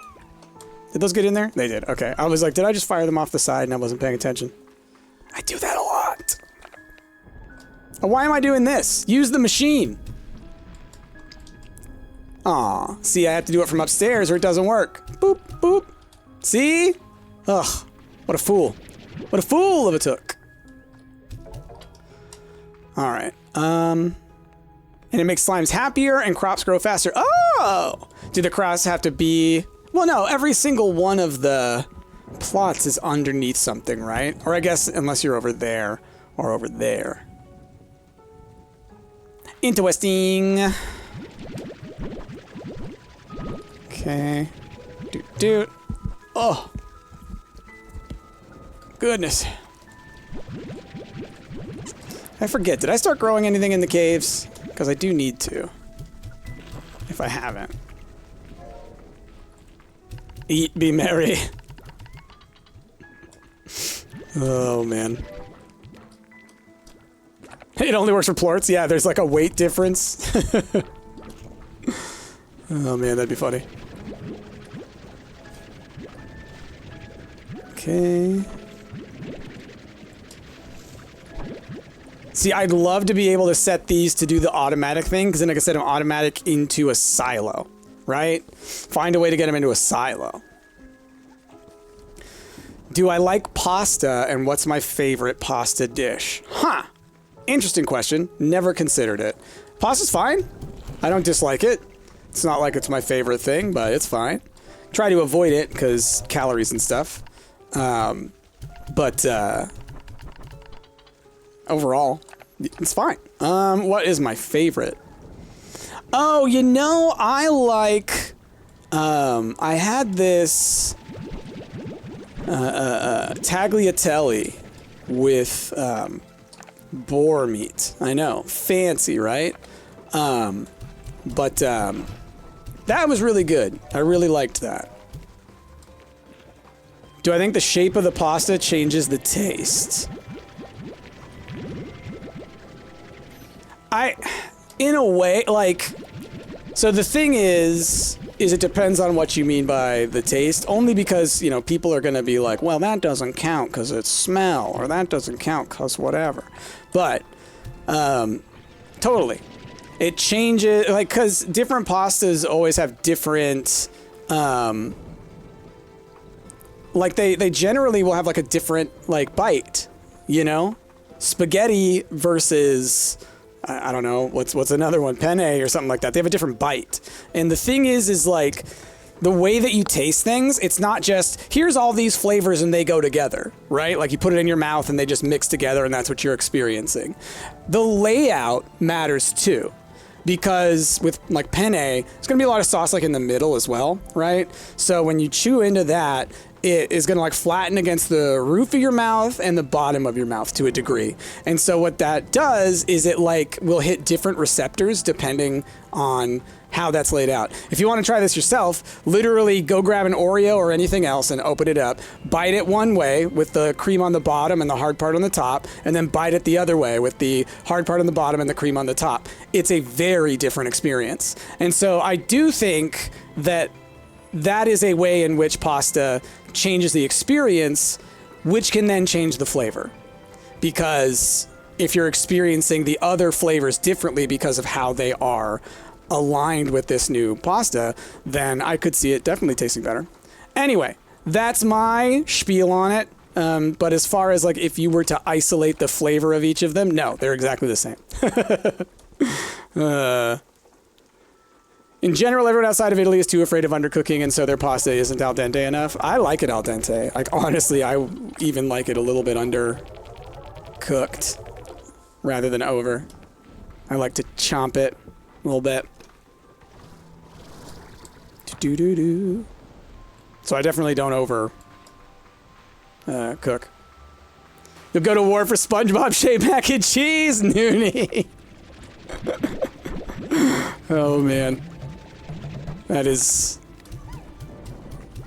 great. Yeah, growing up, it was all about the dinosaur shape for sure. One of your neighbors originally from Rome. She taught me how to make a proper carbonara. Cool. Carbonara is pretty egg heavy, right? You like bow tie? All right, all right.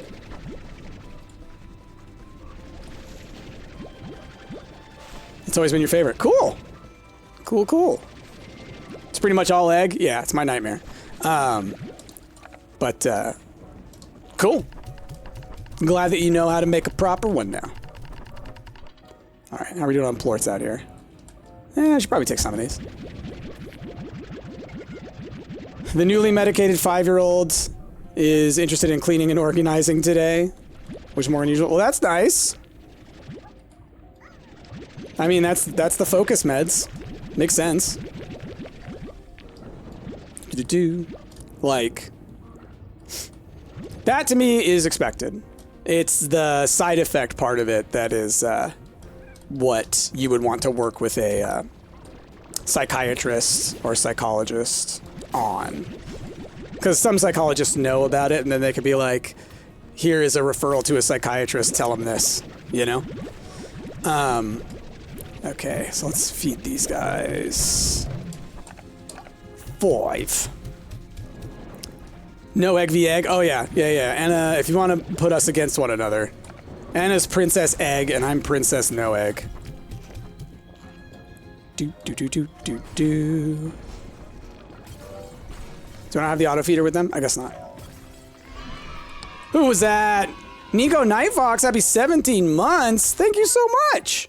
I appreciate ya. Drop them bears, everybody. Let's see. Why don't people eat lasagna pasta without the meat? Paradise says because meat is the good part. I mean, I think just because it's cumbersome, right? Like, oh, wrong thing. Like, just feasibly, that's going to be a difficult meal.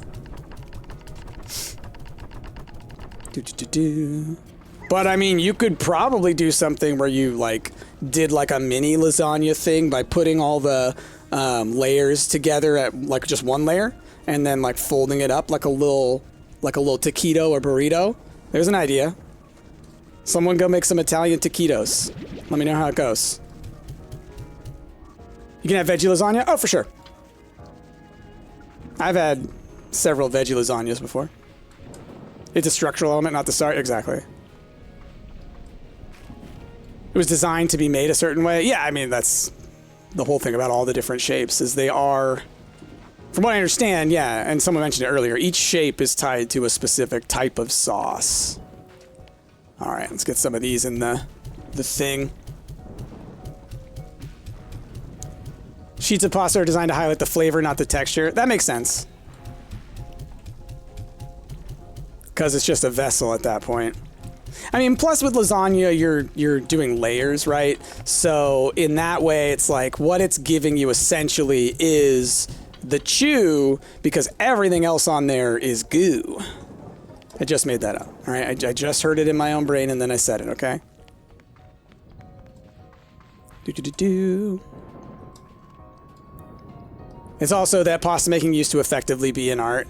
And I mean, in many places it is. There's a lot of people who will only make their own pasta. That said, not nearly as common as it probably was, or at least not as, like, huge a deal. Not the chew goo. Sorry. Oh, man. My goodness.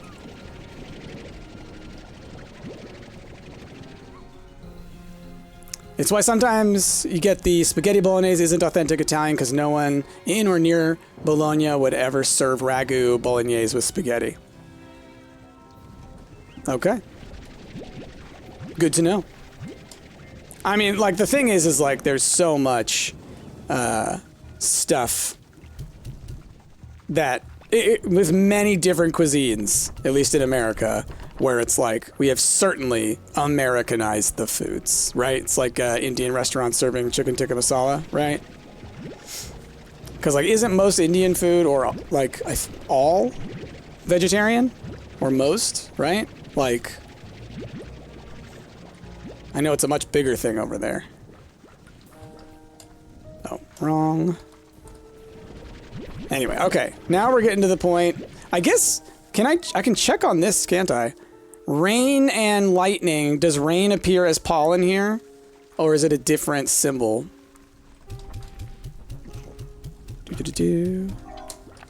Okay. Fire these in there.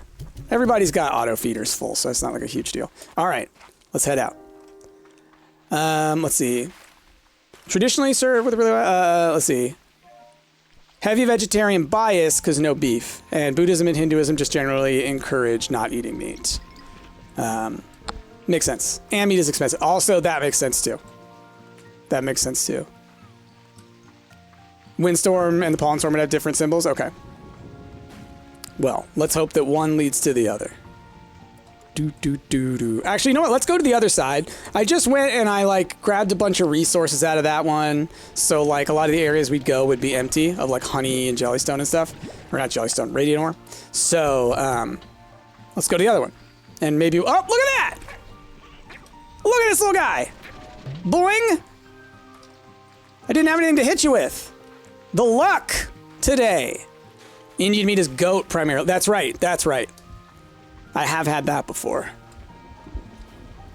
Goat's okay. Not a huge fan. Goat or lamb. Like, just kind of, it has that, I don't know, it has that flavor to it. But, you know, that's just preference. You live in an area near loads of farms, so there's a couple places to get farm fresh food near me. I just can't think about it too hard. Oh, right. Yeah, it brings it a little bit closer to you. Makes it a little more difficult. That's the thing that, like, you know, respect to people on a farm who are able emotionally to treat the animals like well and as pets and stuff, essentially, before slaughtering them, you know? Like, that's... Whew, that's rough. But, like... I mean, that's the way you would hope that they would live.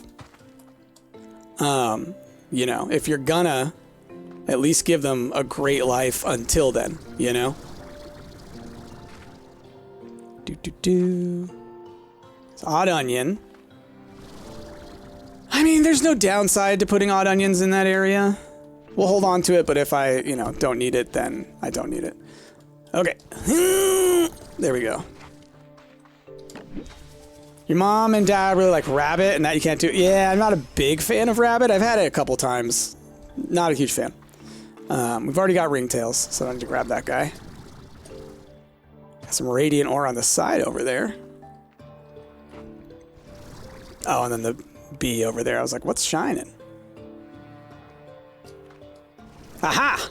I knew there's got to be something there. You can't do gamey meats. I like elk is one that I really like. I've had an elk steak before. And I've had a couple of elk burgers. So, like, I like that. I like elk. Erudite, you like deer or boar? Yeah. Like, it's like, there's certain game meats that I enjoy.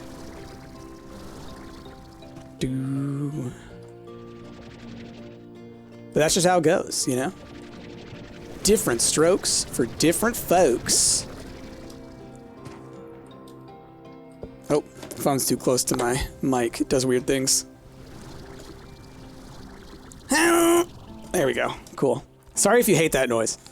Is elk venison or just deer? I think it qualifies as venison, or at least very similar. Yeah, I don't know. I've only ever, when I've gotten it, it's only ever been referred to as elk. Ooh, I also had, once I had water buffalo, which is wild. It's good. Oh, I also like bison. Yeah, I like bison a lot too. But like, so, you know, there's a lot of great meats out there. I've had, you know, gator and frog and all kinds of stuff. Let's see. Did you know that all meats that taste like chicken are actually muscle? So chicken tastes like muscle and a lot of meats taste like chicken. Didn't know that. I mean, all meats are muscle. But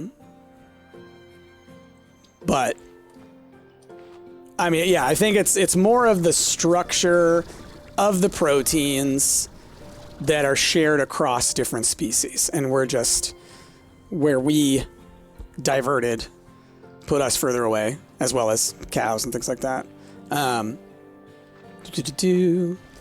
But if, like you're saying, is maybe devoid of like the minerals and the other things, like maybe it's like pure muscles, like what you're saying, and so that's what kind of the shared flavor is. Because, like, you know, the red in steak generally comes from like oxidization and like iron and stuff. So, you know, that kind of thing. Someone call a food scientist. We need answers. Yeah, I'm super interested. Oh, and let's see. Antelopes, reindeer, and such also count as venison, so they're all venison. Interesting. Well, then I kind of like venison. All right. I'm not exactly sure what I'm doing out here. Oh, I guess I'm just looking for resources and hoping for a windstorm. Water buffalo can be a celebratory food in the Philippines. During my grandfather's funeral, we ate it for an entire week. I was craving something green. Oh yeah, after a while you were like, oh my gosh. I need a crunchy lettuce. It was good. It was good. But that's cool that like it's got that kind of cultural significance.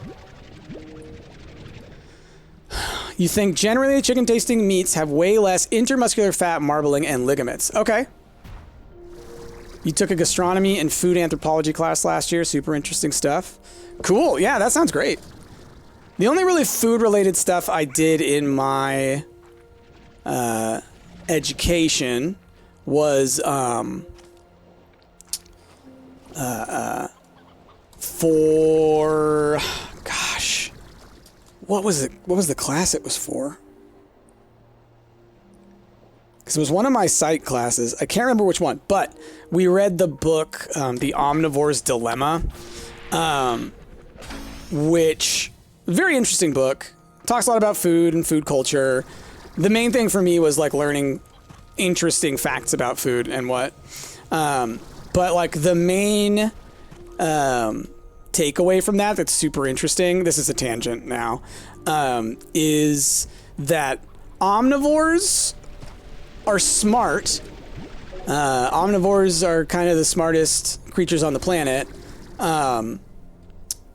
is because you have to figure out how to figure out what food is safe and what's not. You have to be smart in order to know what's poison and what's not. Creatures that only eat one type of food, say like a panda, they're not that smart because they don't have to be. And so it's just a really interesting evolutionary thing. And then, I don't remember who said it. It's already scrolled by me up here. Let's close that. Such a good book. Everything is corn. Yeah. That's the other part, is learning about how, like, so much of our food is just corn. Because corn subsidies. Because Richard Nixon, I think? Can't remember.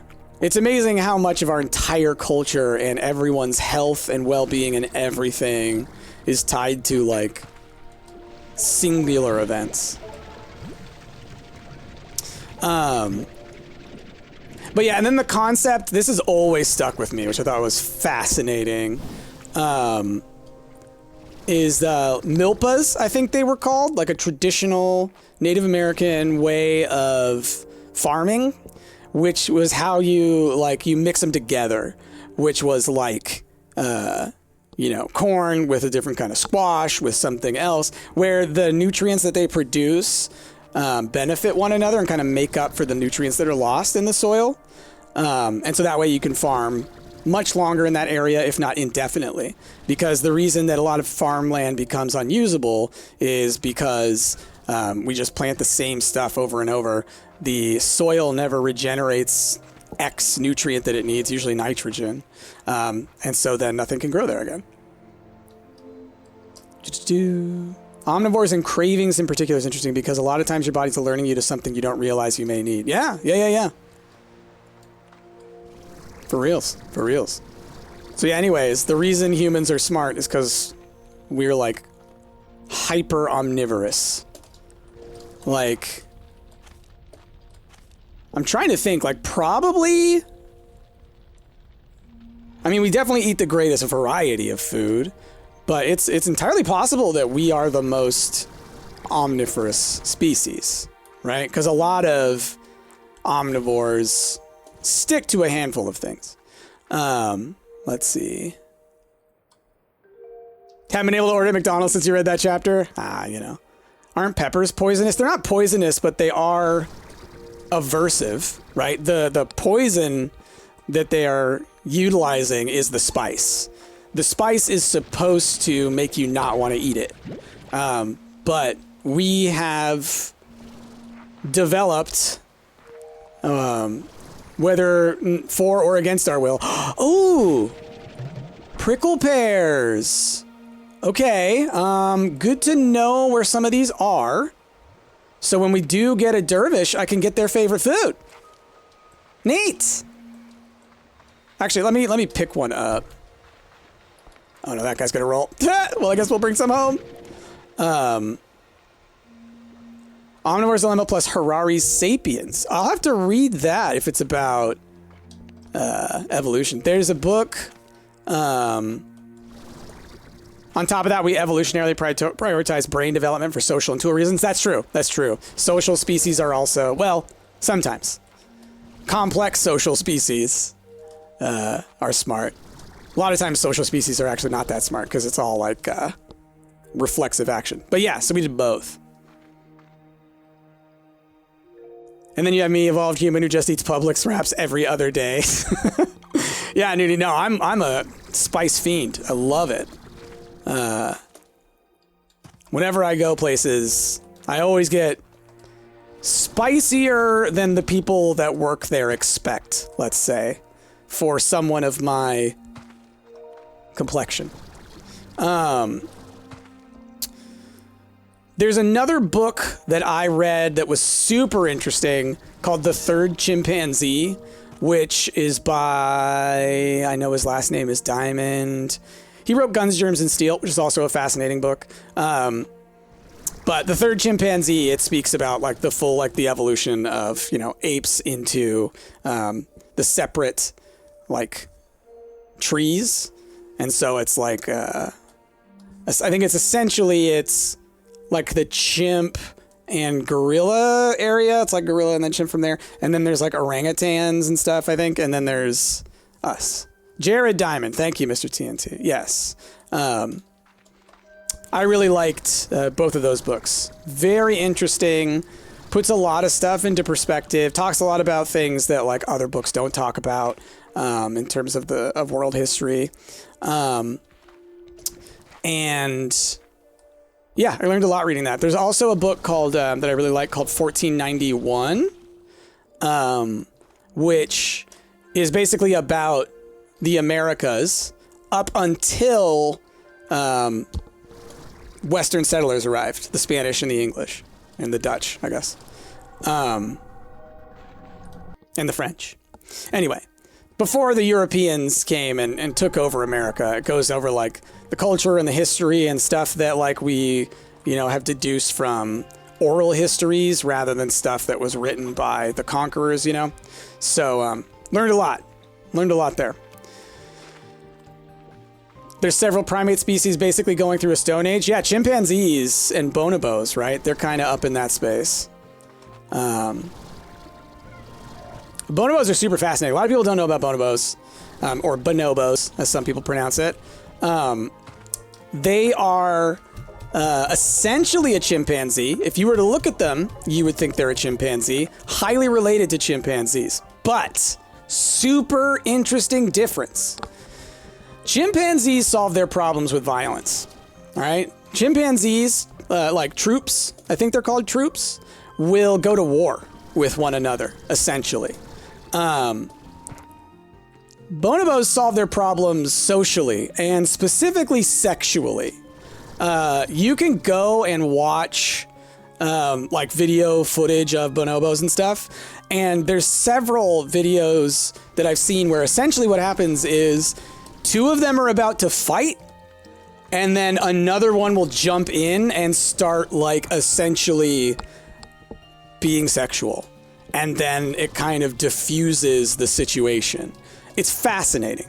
It's really fascinating.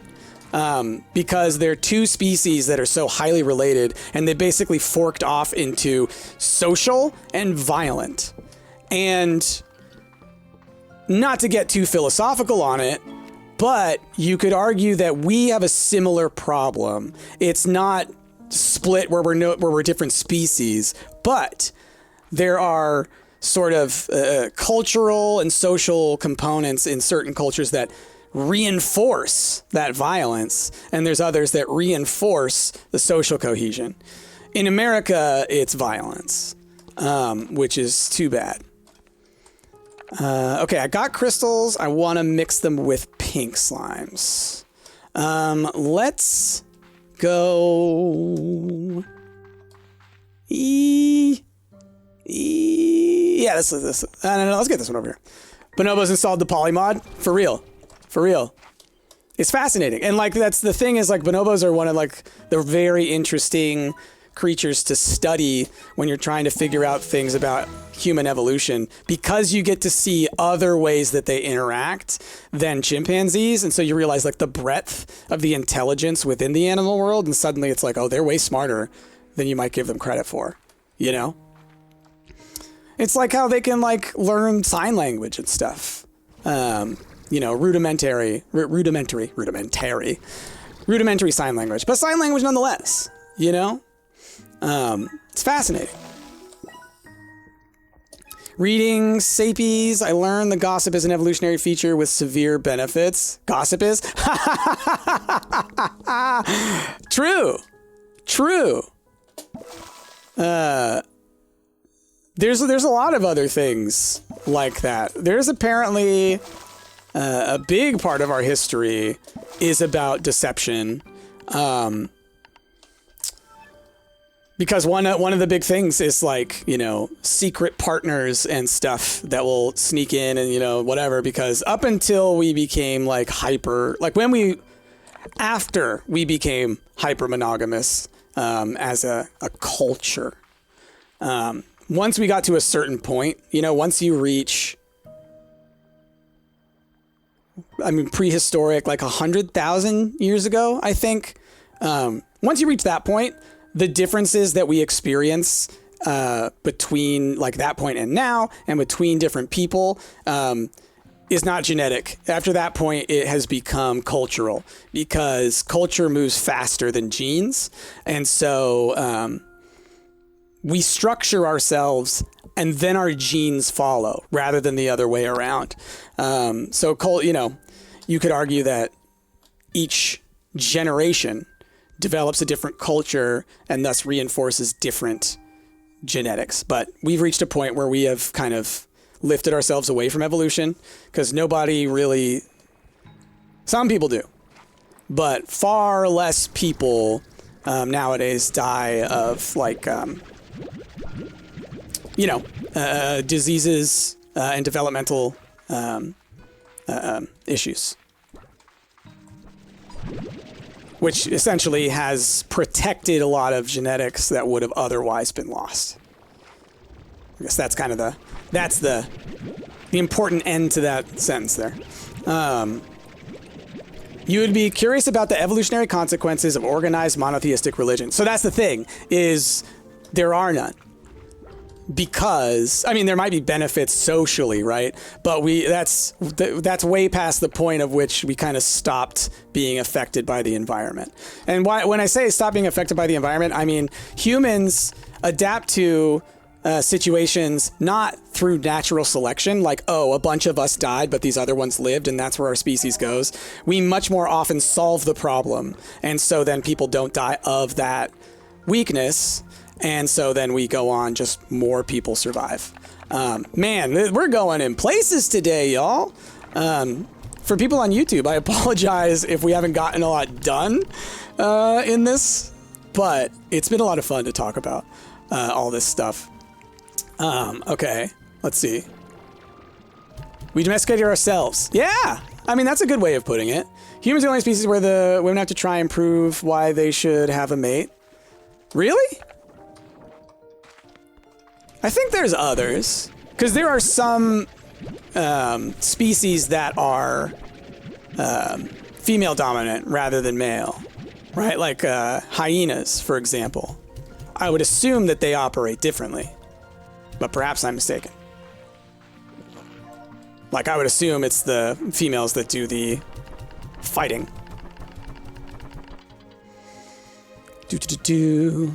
Slime Rancher Anthropology? Yeah.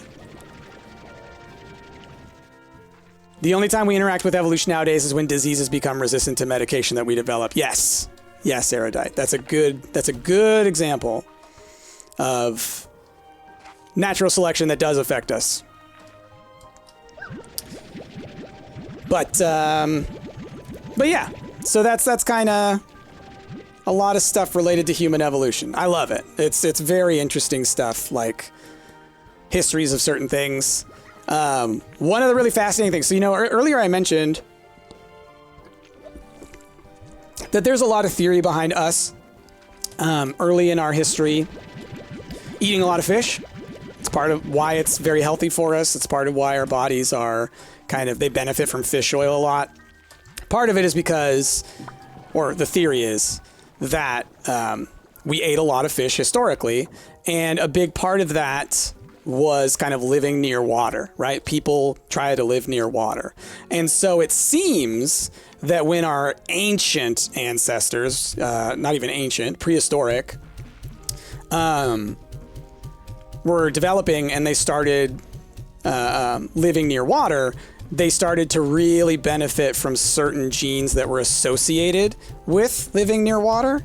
And so one of the things that leads to is that we actually, God, why did my brain just break? What was I talking about? My brain just broke. Oh no. Fish. So there is a thing that happens with infants that they have a swimming reflex. So do not do this, and I know none of you would. If you put an infant, we're talking, pre 3 months.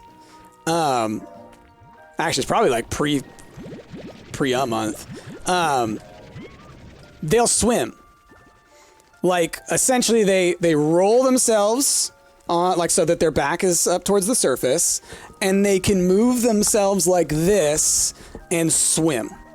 They can't keep their head above water because they don't know how to flip over back and all that kind of stuff and tread water, but they can swim. Those videos stress you out. Yeah. And then that goes away. That reflex goes away. And when you have those kinds of things that are a reflex that presents itself and then disappears, that's often, here are some prehistoric genetics that are showing themselves in these early stages because that's just how our physical development works. And then it kind of prunes out because it's not a necessary feature. Anyway, the other part of that theory, and again, this is a theory, or I guess it's one of many hypotheses put out there, I should say. It's not like the world's agreed upon theory, but there's evidence of this potentially being the case. It's called the semi-aquatic hairless ape theory. And so that's the other part of the theory, is the reason that we don't have hair all over our bodies like other apes is because we actually developed a lot near water. And swimming, hair keeps you down. So there's a reason that dolphins and whales and other aquatic mammals lack fur, generally. Or they have, like, special fur, right? A swim theory! Thanks for swimming. Indeed, Nudie. Anyway, I find that to be a very fascinating theory. There is also a lot of evidence for being early mariners, us. The way that we, as a species, moved and spread across the world, because we all started in Africa, right? The way that our species moved was along the coast. There's a lot of evidence that a lot of that had to do with, we were taking boats up the coast. People would get off and they would settle, and then other people would go further up and they would get off and they would settle, and that's how we spread across the entire world. The history of what do you call it? The area, not Oceania, just the Pacific. If you look into how people settled on the Pacific Islands, oh my gosh, wild. Essentially what would happen is the birds, they would follow the birds because they know birds are going to fly towards land after they feed, right?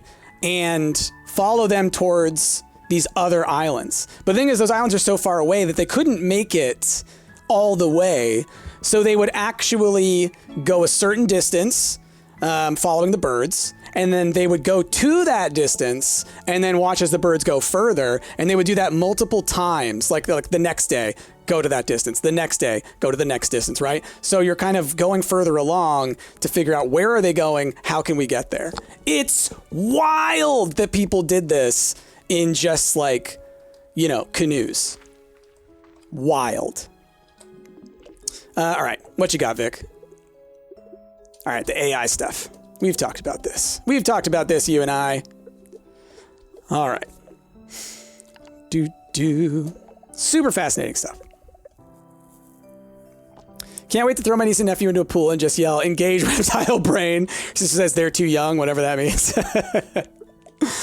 Oh, man. We had to settle near water to survive, and think about the big cities. They're mostly in water. It makes sense that it would influence our evolution. Yeah, we are attracted to water, and the other part is, like, you could imagine if our earliest ancestors are in the sub-Saharan Africa on the savannas, where it's incredibly hard to find water, you could see us developing that desire to find water. And because we're nomadic, historically, we go to that water. And because we can make our own shelter, we don't have to, like, get away and all this kind of stuff. We can literally set up, like, thorn walls, and we can set up huts and things, and we can live near the water. So even as prehistoric apes, we could, you know, stay in the trees. We could dig out things. We were smart. Plus staying in a huge group. And then standing up is a scary thing to a lot of animals, right? When we can get big like this, right? We look bigger than them when they're looking straight at us. And someone invents irrigation and all bets are off. Yeah, then GG. As a species, we have an intense geography dependence evolutionarily, partly also because so much of the human evolutionary process went towards brain development. Yes, at the cost of like physical strength and other things. Yes, that's true. Brain and smart, very, very costly when it comes to energy and genetics. Very much so. Like just the amount of energy it takes your body to develop and power your brain is quite a bit. Int is a pricey stat to raise. Love it. Love it. Okay, what am I doing? Let's go check on the other slimes, and then I want to go back out into the wild. It's so easy to get distracted, y'all. Quit it. Nature forced us into an int build. Ah, that's good. My goodness.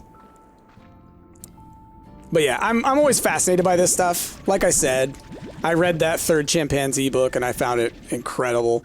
I read 1491 and Guns, Germs, and Steel. I would highly recommend it. I don't know like how well it's held up or anything like that, but I remember it being very, very interesting. You just learn like why and how people, you know, settled and conquered the world. Very interesting. So it's like, you know, it's Guns, Germs, and Steel.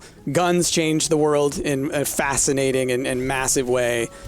Germs did too, for all the diseases and pandemics that have killed so many people. And Steel. Steel. Very important. The energy doesn't matter anymore when a meteor kills all of humanity. I mean, yeah, if that happens, GG, y'all. There's certain things that are out of control. It's like those videos that you see where like, what would you do? And it's like a video of like a planet about to hit our planet, you know, or a meteor or something like that. And it's like, I don't know, I'd die. That's what would happen. Like, what do you mean, what would I do? Like, I would accept my fate, and, you know, spend my time with Chrissy. Like, that's it, right? It's like, I don't know. It's always fascinating to me because I feel like it implies a level of, oh, what? When did I get these crystals? I must have accidentally picked them up. I feel like it implies that, you know? Disassociate in the most enjoyable way possible. Yeah. I mean, what else?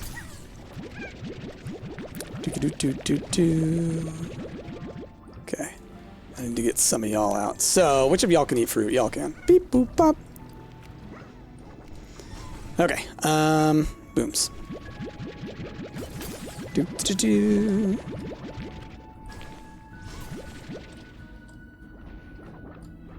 The way society is nowadays, so many people would offer violence. I mean, like, you know, the whole, like, meteorite hits, or asteroid, rather, hits Earth. I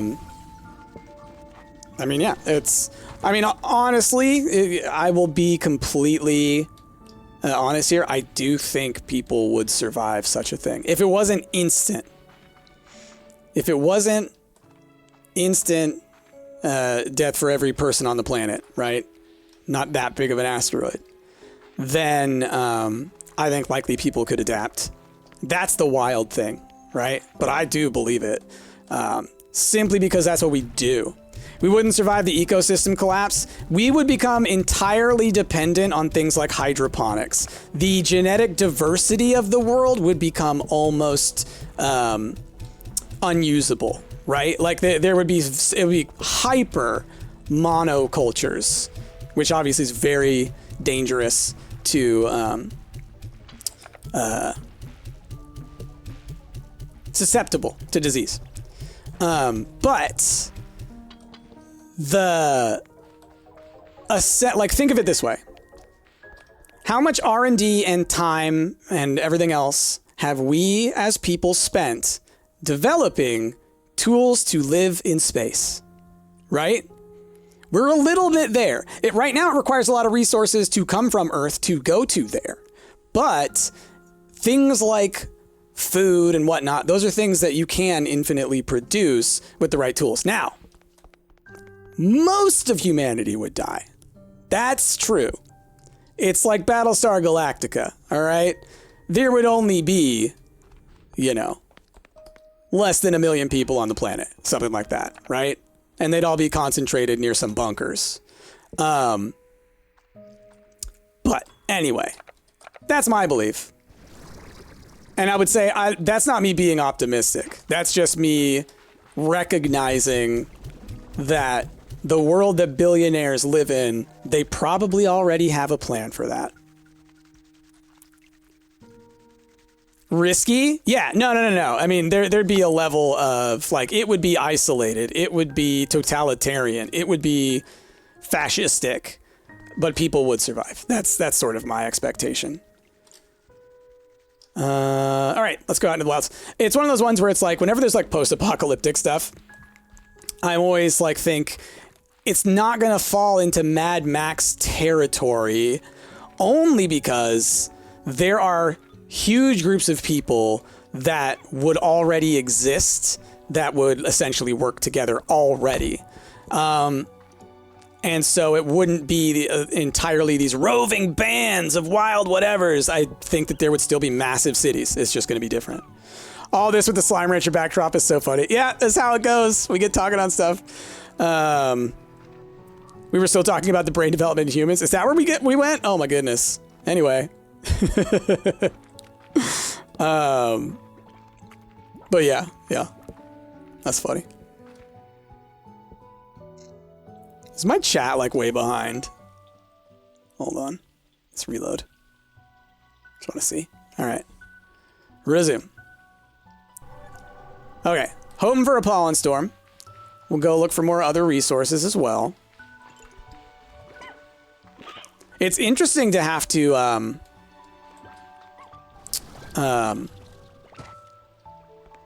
wait for specific moments. All right, we need a honey for there. I think I need a rock for another one, if I haven't already gotten it. So let's go back and grab a rock. I'm like 90% sure. Oh. Human evolution going the brain power route is risky because it's set up to fail in so many ways. Got it. Yes, it makes you incredibly vulnerable. It's like the middle part. It's the part where you're starting to develop intelligence, but you don't have enough to use it to your benefit, and then it makes you weaker and thus at a disadvantage. But the social part also helps with that.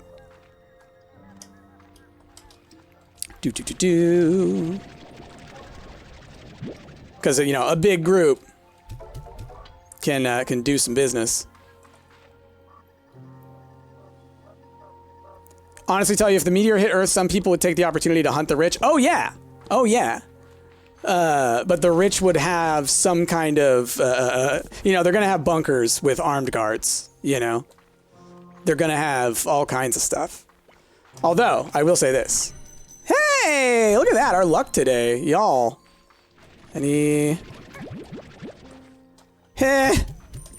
Oh, no. I shot it the wrong way. Aw, darn. I missed him. Thought he was a different one. Rock slime. That's where I'm going. Something I've always thought about, though, impending absolute death, all shackles break. No, exactly. It's something I've always thought about, though, is, well, why would the guards still guard, right? Once money is not a thing, why would they?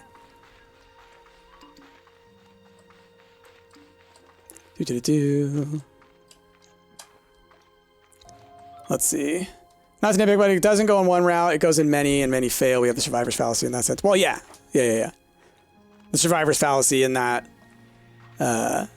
people thinking that we were supposed to, that we were inevitably going to evolve this way rather than what it really is. Natural selection pruning off different genetic lines. I wouldn't say inferior. It's just like ones that aren't suited to that environment.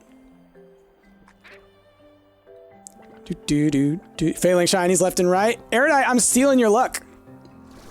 Unless you're saying I'm failing the shinies, in which case, how dare?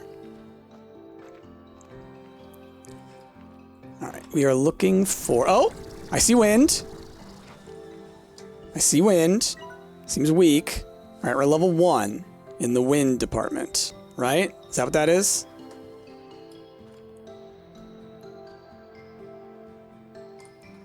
Move all rich people to the Bermuda Triangle.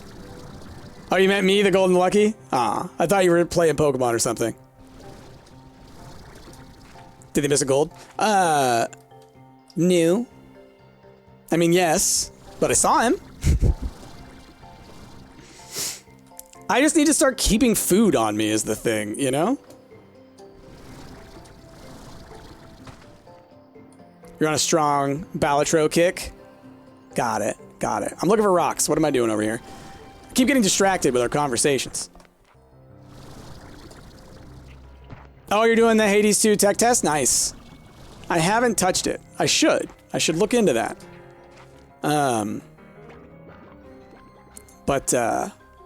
Yeah. Man, Hades was such a good game. It's another one that I just fell off on, you know? Okay, once again, I went the wrong direction. I'm just so focused on us talking is the thing.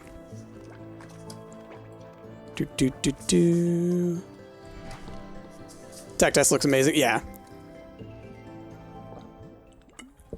I mean, I haven't watched any gameplay, but I've seen... Oh, gosh. Get out of here!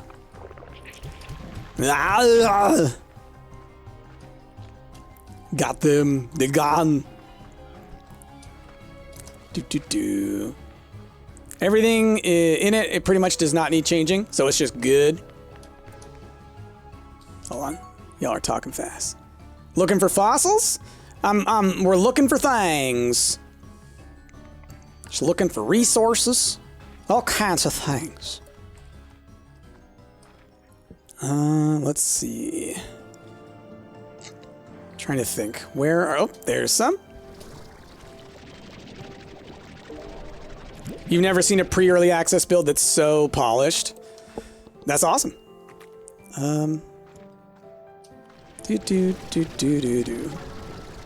Eek. They have been dropped. Who was that? Booty Slayer. Love it. 7 months. Thank you so much. Drop them bears, everybody. Slime-O DNA. That's awesome. Okay. Okay. To the skies!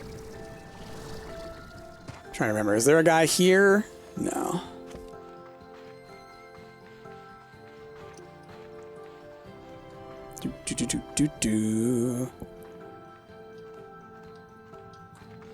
Okay. Not Anna, just subscribe for 7 months.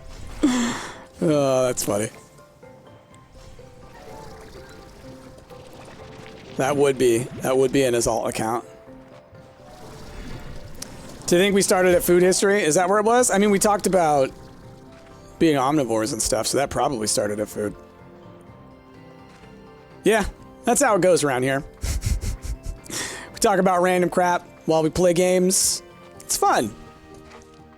Play games here sometimes. Eek! Alright. Slow down a bit.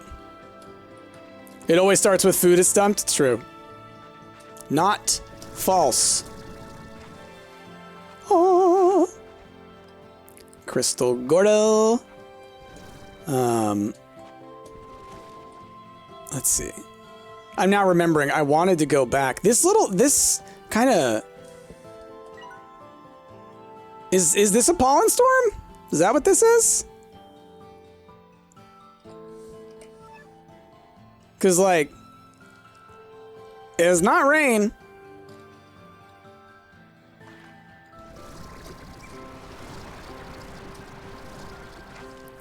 The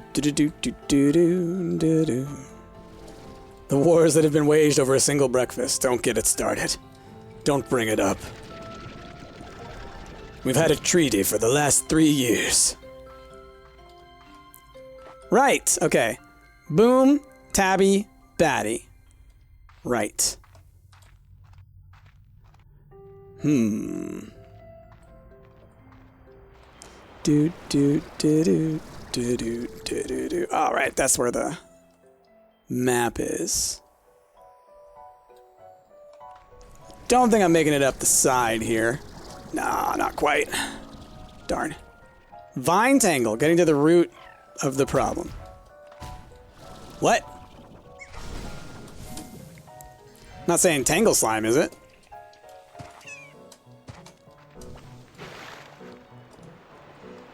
That's the tangle event? Okay. Let's find him. Need to get my butt out of here. Come on. Come on.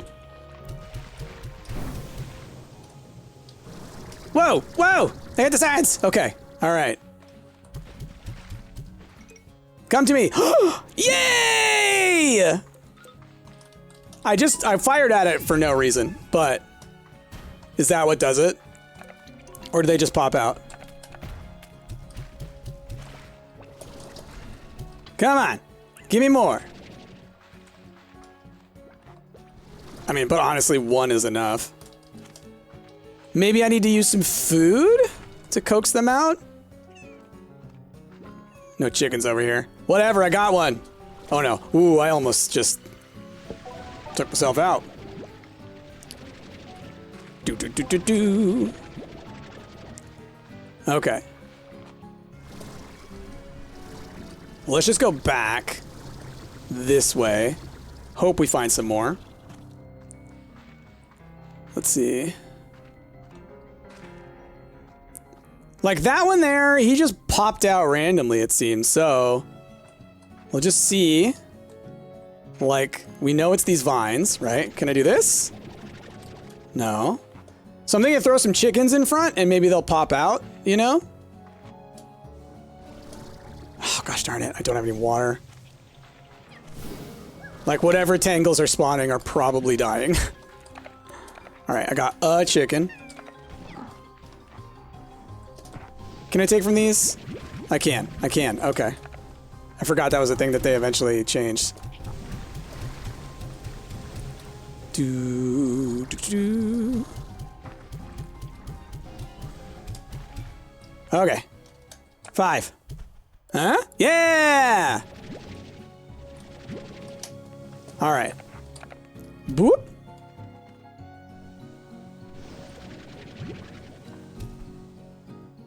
No? Hey! Okay. Okay. Now these guys, I will mix with... Do I just mix them with pinks? What else do I have to mix with? I did the cottons. Let's see. Would you want to pet a capybara or a pet manatee? Like, in a fictional world where having such a pet is okay? Because, like, I think that, you know, exotic animals kind of deal. I mean, probably a capybara. Like, obviously, you know, the, manatee's cute, but, you know, I ain't got anywhere to keep it. Plus, I think housing, sea creatures like that is, or I guess are they freshwater? I don't remember. But, I think is cruel. They need massive area to go. Capybaras are more chill. Capybaras are supposed to be like the buddies to everybody in the animal kingdom. Right, they don't seem to be coming out, so maybe I've just been getting lucky at certain times and not understanding the why. Okay. Well, look, we got 3, so I just need a couple of other slimes to make this work. I guess we will mix pink, and then we've got sabers are the other ones, so we do saber dervishes, maybe? Do, do, do, do. Elevator 666 luck, right? Am I a Planet Zoo fan? The game is neat. I haven't played it. other than like the predecessors, like the Zoo Tycoons and stuff. But I've seen it and it looks neat. From like a video game perspective, I'm totally cool with it. It's fun. I liked the Jurassic World Evolution games, which I think are very similar. Have we played Dinkum? We played it a long time ago. I saw that some people have started playing it. Did it come out in 1.0 or something? It didn't really work out, I think, when we played it. I think it had a lot of bugs. Like, to the point where it was unplayable.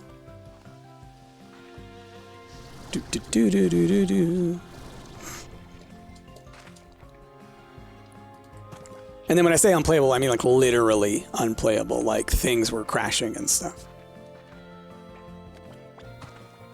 Jurassic games are very similar? Yeah. I only played the first one of the Jurassic World, but I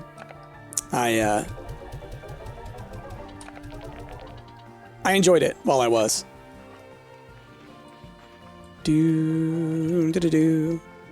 I had considered playing the second one, not to flex. They did reach out to me to do it because I had done it with the first game, but I think I just didn't have the time. There have been a lot of updates, and there's a new update coming out soon. For Dinkum. Got it. I mean, I'll watch a video or two.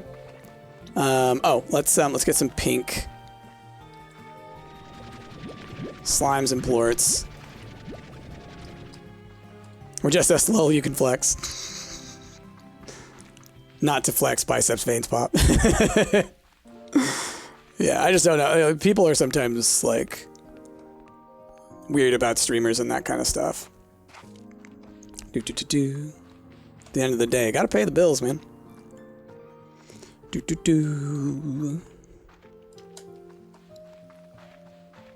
Okay.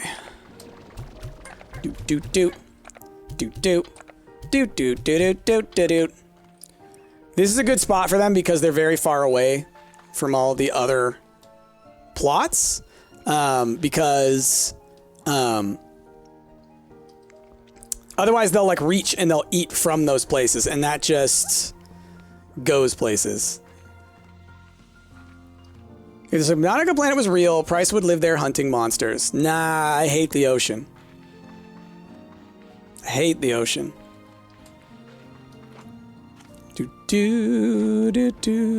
Like, I'll go swimming at the beach, you know? I am not going very far out. I have been scuba diving, or snooba diving, not scuba, and enjoyed it. I don't really need to do it again. I would if it was something that Chrissy wanted to do, but otherwise, had my fill. Yeah. Snooba, yeah, it is, there's a raft above you with essentially long breathing things. So like a scuba, but instead of having all the pressure and all that kind of stuff, it's just you connected basically to the super long snorkel. And so you can go deep, you know? And it's just like goggles and that thing. I don't like being down there. I don't like breathing through that tube.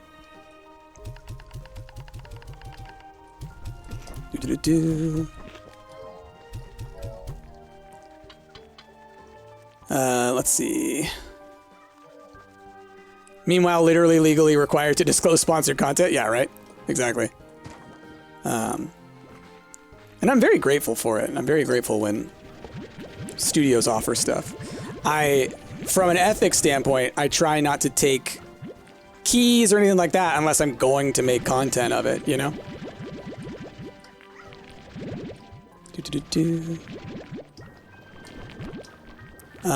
Okay. Let's sell these ones. Love In Other Waters, which is a short and sweet game that's basically Subnautica without the thalassophobia-inducing visuals. Very minimalist. It's basically like you're watching the movement happen on radar. Gotcha. Yeah. I think for me, it's like the ocean is like probably the place in the world where we're the most vulnerable. You might think like the desert or, you know, the icy wastes and stuff like that. Thing is like, again, we're talking about people adapting. We can make clothes, we can carry water, we can handle those environments. We cannot survive on the ocean. You know what I mean? Like, if you were stuck out there as a person, you know what I mean? Just stuck in the water, right? If you were to drop me in the desert versus drop me in the ocean, I'm much more likely to survive the desert.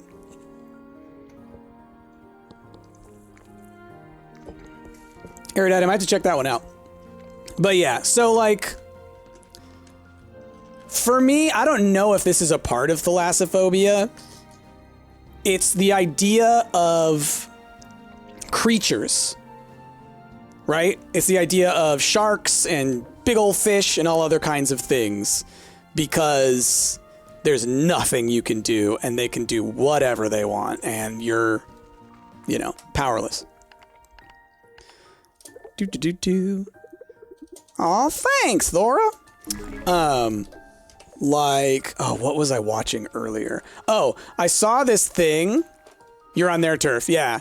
I saw the thing is that where it was a woman on a like canoe, and she was out where there was I think it was a northern right whale, so really big, that had found her and was like essentially like going up and getting her attention, and then it was playing with her. But the way that it plays is like, you know, it uses its tail and kind of knocks the canoe a little bit, gets up and kind of hits it with its head, being playful as it can, but like could easily knock you off of that thing, could easily harm you, even if it wasn't intending to, you know? Anyway, don't like the ocean. Let's see. Like on land, even if you run into a lion, you're the apex predator. Probably a very dead, probably a very dead apex predator, but predator nonetheless. That's true. That's true. And people have ways of solving that problem, right? It's like Batman. Give me time, right?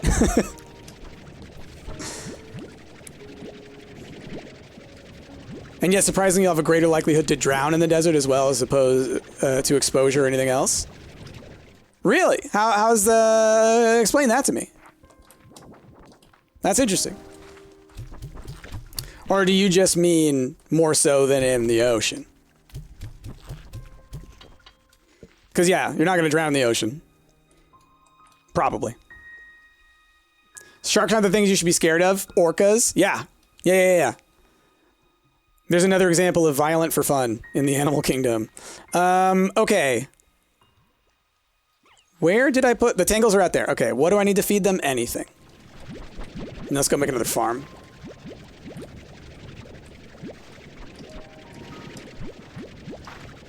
Erudite. Oh, man.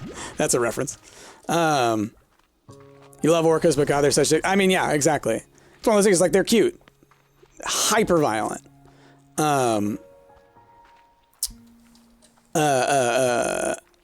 Chimpanzees, same thing.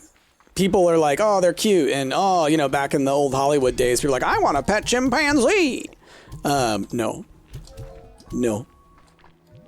You've heard the stories of what they do, right? When they get violent. A chimpanzee is like 3 times stronger than you are. Like, they might not look it because they're smaller. They are so much stronger than you are.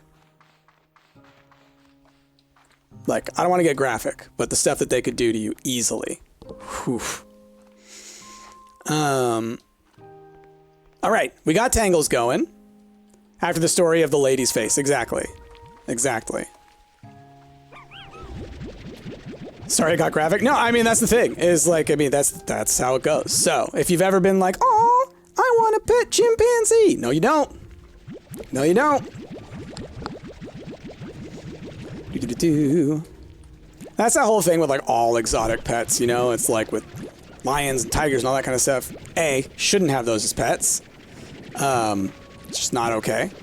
But B, you know, all it takes is their instincts to kick in and then you're in trouble.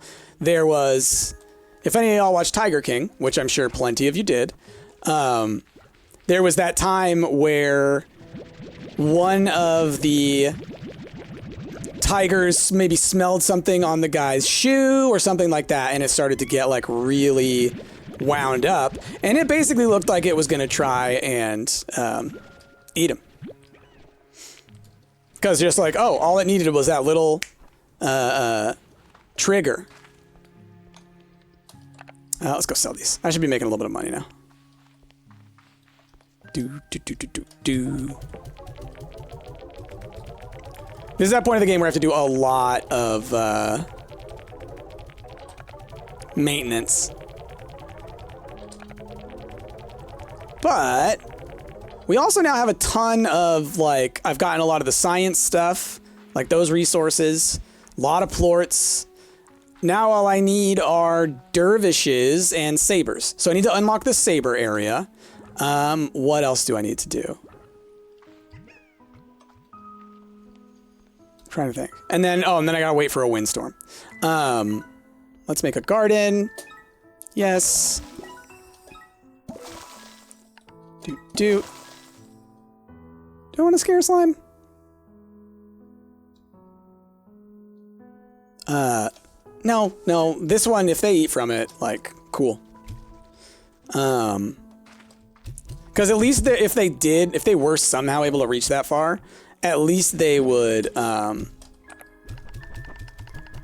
leave their plorts in the pen. Drowning in quicksand says horrible. Oh man, that does sound horrible. Probably go down faster, I would think. It'd be asphyxiation because you're inhaling a solid. Yeah. But yeah, that's awful. Do.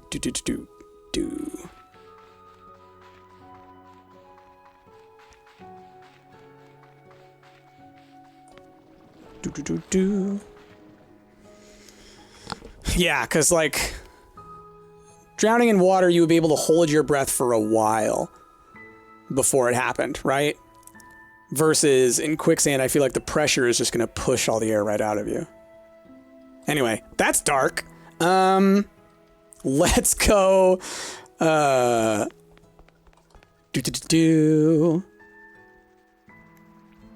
then when you can't, you just pass out. Yeah, exactly.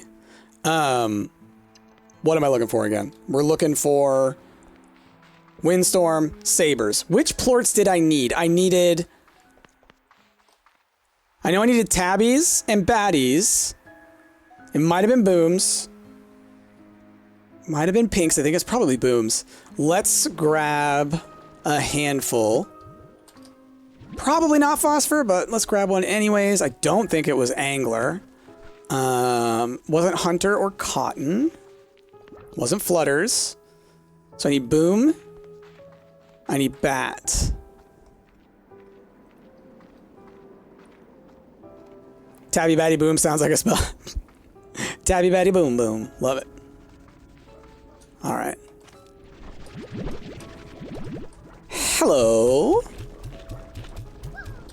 That guy still hasn't turned into one. That's wild. There is still a rogue crystal slime in there. All right. Boom. Let's go find it. Oh, let's grab a honey. Honey was the other one. I was like, it could maybe be honey. Because they're basically trying to be like, you have to have been everywhere. Let's see. You like snakes a lot, but you can't imagine having a snake purely because I could never handle the care they need regularly. Like eggs getting stuck and shedding issues. I just can't trust myself with all that. That's a lot, yeah. I, honestly, for me, it's that reptiles smell. And like, oh, wrong way. I've talked to Anna about this, and Anna disagrees. And, you know, Anna has had reptiles.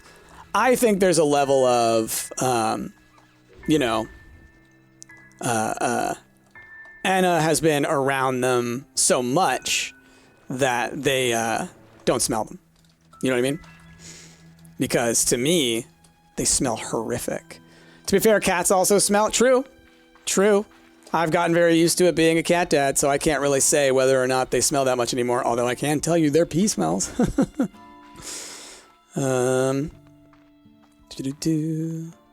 Thought they were easier than the mammalian pets? No. I mean, the main thing to think about with any pets is that the more common it is, the more tools we have to take care of them, right? Because it's like dogs and cats require a lot of care, but there's so much support in terms of like information and, you know, videos and other people who have them that it makes it easier that way. And like, not all vets are going to be able to handle a boa, you know?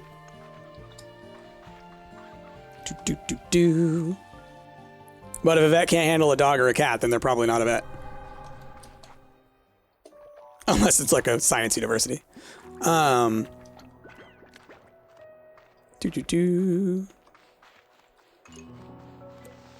Hey, there's more Tangle stuff. It's fine. We've got plenty. That's super cool, though. I love how the weather influences this stuff. So same deal when the wind picks up is I just need to make sure I grab one dervish. As long as I get one, that's all we need. That's seed slimes right there. Okay, now it was this way, right? Boing. Oh. Oh gosh. Darn it. I was gonna save you. The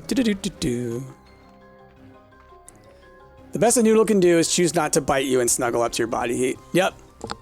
Truth. Not all vets are going to be able to handle a pet donkey either. Yeah. But I would also say that most people don't get pet donkeys.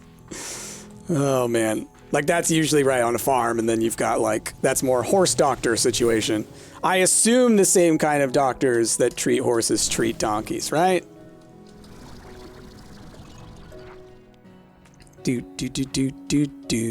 Otherwise, I love the idea of somebody like, I'm the donkey doc. I'm the guy who's a doctor for donkeys. They call me the donkey doc. I find that very funny. Oh, man. Let's see. Generally, rural vets treat most common farm animal species. DD, the donkey doc. Yeah, it's the best. All right, this one's Boom, right? All right, yeah, it was Boom, Tabby, and Batty. Cool.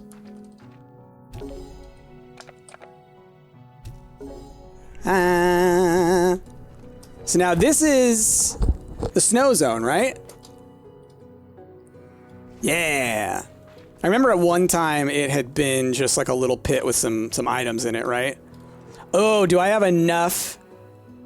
Well, you know what? Oh, easy. Okay, it was just that they wanted you to have it.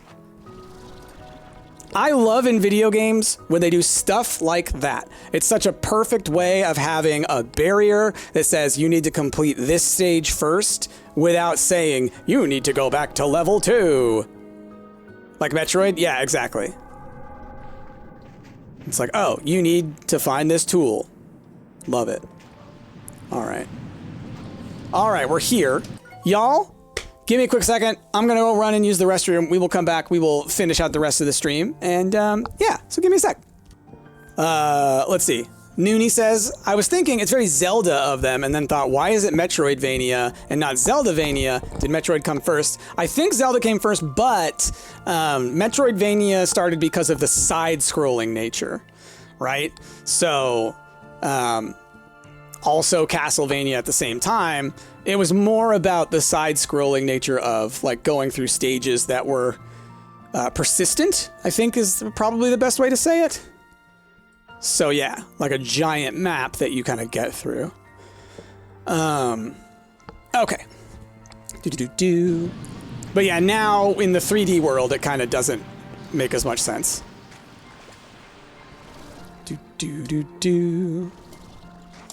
I will say, it's kind of funny how no one ever calls Zelda a Metroidvania. It's just Zelda.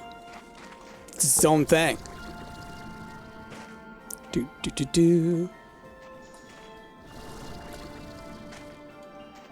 Okay. All right, all the, like, Aurora stuff. Oh, man. Because I only played through this area, like, once, it still feels very new to me. Because I only did it that one time when I was doing it for a series. And that was it, you know? I really have not played a lot of Slime Rancher 2 after, like, the first big series, you know? But I'm stoked. I'm planning on playing a lot more now because of the updates coming out. A, we're going to save up some new bucks, right? B, oh, I'm excited for when they do the like daily store, to be able to, with those new bucks, get new items. Like, that's my daily quest game now. You know what I mean? Oh man. And chances are it's changed a lot. Oh yeah. Do you think there will be a new slime type? Okay, so the next area is going to be the labyrinth. I cannot imagine them not adding a new slime, or at least a slime, right? Because there's always new slimes in a new zone. That's Slime Rancher 101, right? Mimic slimes? What? What would those do? Just looking around. Let's explore a little bit over here more. I know there's like a place where you can drop down into the cave, but I just want to look around up top. I would not be surprised if we see, I mean, in there, in the labyrinth, I'm trying to think. Like, there could totally be stuff like poison slimes, which would be wild. Because it's like a dungeon. Maybe there's Minotaur slimes. Think about it. Oh, they look like a treasure pod and then attack when opened. I love that. I love that idea.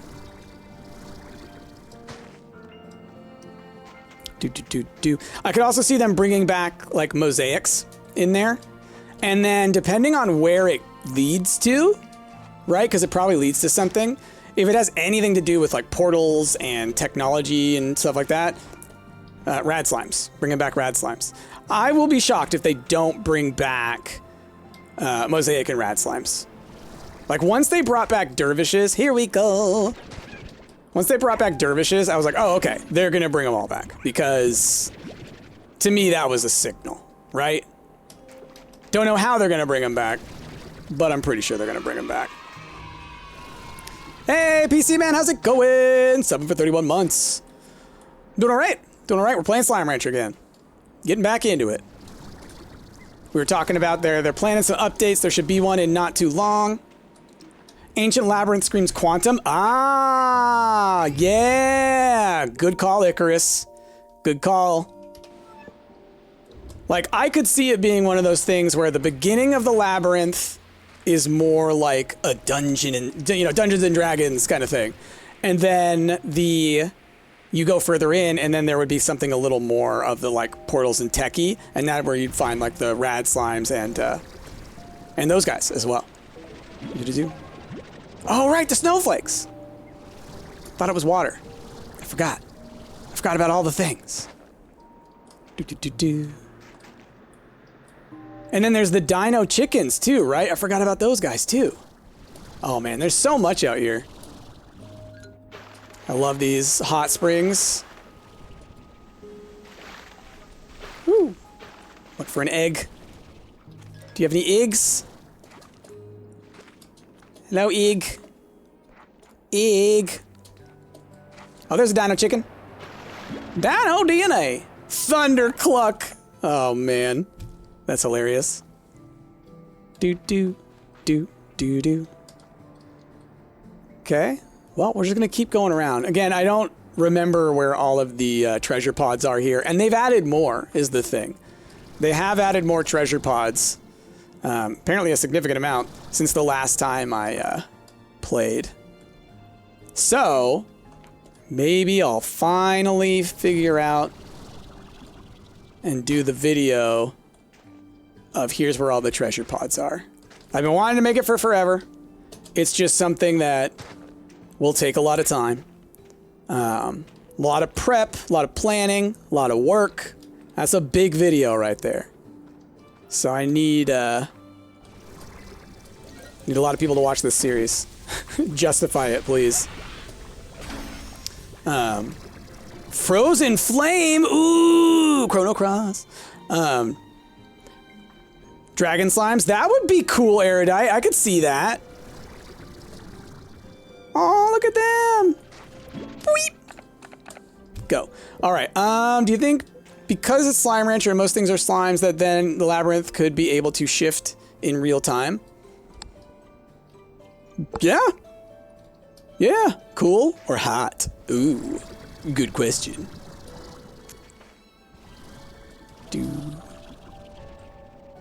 Let's see. I feel like I remember seeing some of those snowflake things up here. Oh, well, there's a treasure pod. Ah ha ha! Now, I'll be honest, I did not remember them being there. I thought they were over there, but ha! I did it! Oh, goodness. Some over there, too, I'm sure. Ice cubed. Cool. Those are, we've seen a couple of those. So many decorations. Because the thing is, right, is once we have a ton of them, we can come out here and decorate here. That's a Pokemon. Is it? I think that is, right? It's like the one that's in the, it's like the penguin in the block. With the blockhead.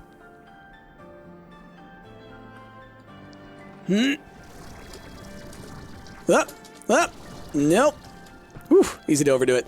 You're human in Slime Rancher? What do you consume for energy / food and water? I mean, some of the plorts are edible. Honey plorts are edible.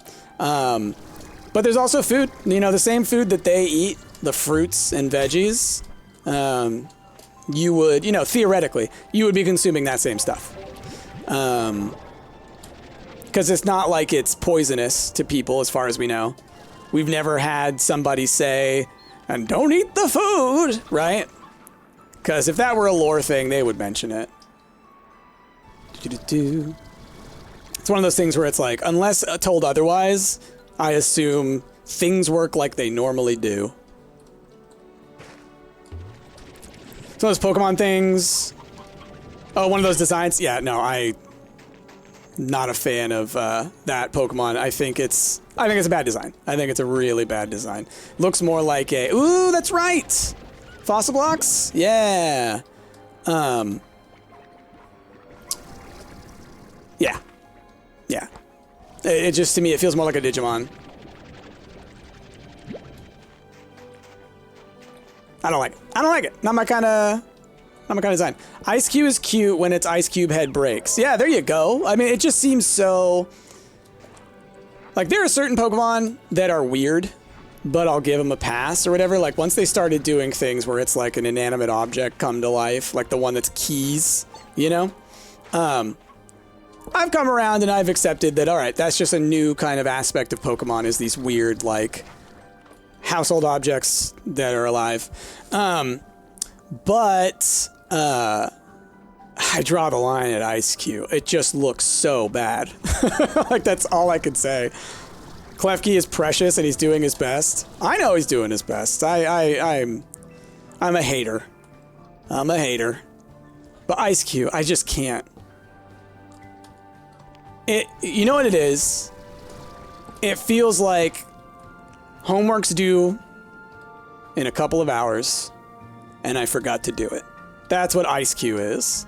Ice Cube is, I've come up with 99 other Pokemon. My brain has become nothing. The world makes no sense. Here we go. Let's see. Obviously, entitled your opinions, and for me, I don't know what that means, has made me hate their design. No Pokemon has made me hate their design. That's fair. That's fair. Yeah. Just to me, it doesn't fit. Doesn't fit. Maybe it's boomer pill to me, but I don't mess with anthropomorphized household object, and I don't care. It's just like, just as someone who played the originals, right? There are themes, and they're hard to like convey, right? Because not all Pokemon are animals. There's things like Gengar and Drifloon and stuff. But there's a certain essence there that's, you know, hard to communicate, but that you sort of picked up on in those early games. And I think just, you know, games develop over time. And, you know, they brought in new people and other people left. And, you know, that's how it goes. Just at some point, there was a shift. And I don't know when it is. Its ability's a little broken. Is it really? I don't know. I don't use it. Eat a fart got you muted? Ah! That's great. My goodness. That one should get a pass. I mean... That's like my, It's like my catchphrase. Oh, man. Jigglypuff? Jigglypuff. Solid. Solid design. Round. Big eyes. What else can you say? All right. Oh, minor snowstorm. Cool. Do special snowflakes or something pop up in the storms when it gets to max? I wonder. Do do do do do do do do. Okay, so let me think now about our next goals. Because we got some sabers. So the last thing I'm going to need are the dervishes. Sabers are going to be hard for me to breed. Or not breed, but maintain because of the... Oh yeah, you can get out of here. Because I need to eat meat. But if I get enough hens and don't get that many sabers, I think we'll be fine. So I need to find a roostro, but any old roostro will do. Do. Let's see. I'm of the Gen 1 Pokemon are mostly not that original crowd. How dare you? They're the classics. Let's see.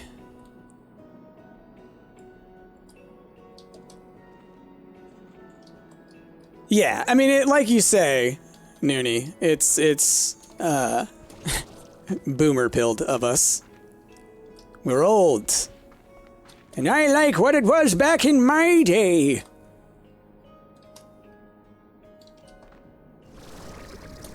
Yeah. You know what it is? Like, random but similar thing is you could be like, it's kind of like what metal means in music, right? The term metal has evolved. All of the subgenres of metal that have popped up have maintained, but many of them are no longer called metal, right? And other ones, it's like people fight over what's metal. I think it's a similar thing. It's like with Pokemon now, there's a classification, there's growth, there's all this stuff that's happened where it's like, yeah, I'm into the 80s rock. Your only Gen 1 Pokemon I remember is Snivy. Snivy's not a Gen 1, it's Gen 2.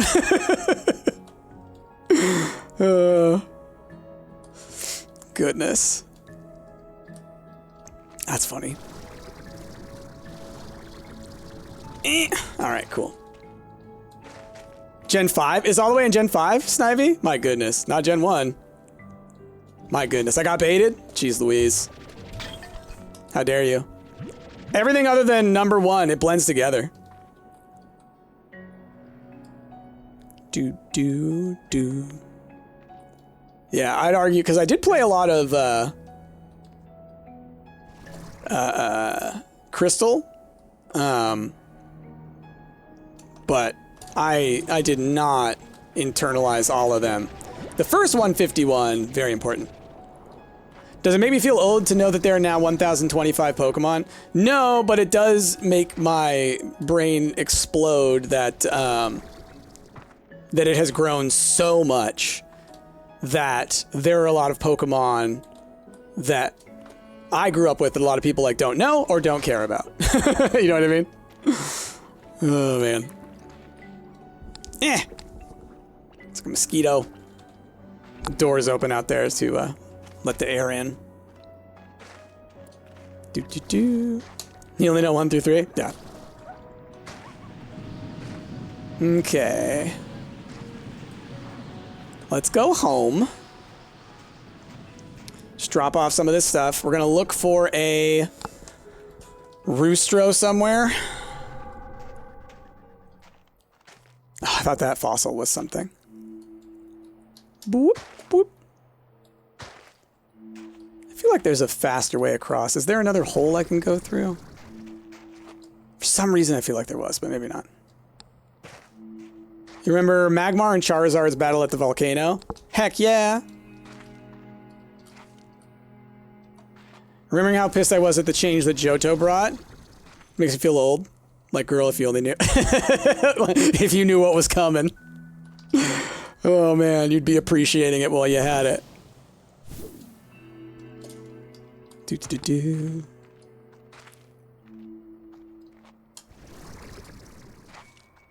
Yeah, that's another thing. I only watched the anime like the first couple seasons, maybe. Just because, you know, I was playing Pokemon right when it came out in the United States. Right when it came out. I got Nintendo Power Magazine, and they were like, this game's the new hotness. And I was like, Mom, I need a Pokemon. I need that one that's blue, because that turtle guy's cool. Let's see. You like the new MC of the show? Yeah, Ash finally retired. After 20 years of being a 15-year-old. Or whatever. Do. I love it if all of a sudden he just became old. He just went from child Ash to now he's like an 80-year-old. You know, it's like Aang from Airbender. Like once you get to Korra, it's just like, oh, now I'm super old now. Ash was a himbo in the making for like 3 decades. I love himbo in the making. He just needed to get to the gym, that's all. My goodness. The strongest 10-year-old. There you go. I thought that like he grew a little bit, right? He got like a little older, right? The second he won, he was out of there. Well, yeah. His greatest accomplishment had been completed. You don't see the absolute sadness that he experiences later when he realizes he has nothing in front of him. Hey, the Stony Egg Lamp! We saw those out the other way. All right, let's go look for roostros in the area where chickens sometimes grow. Oh, it's probably locked. I think it's locked over here. They really robbed him when he didn't win in the Gen 6, but they were like, nah, we got to keep printing money. Wait, did they get rid of it entirely? Hold on.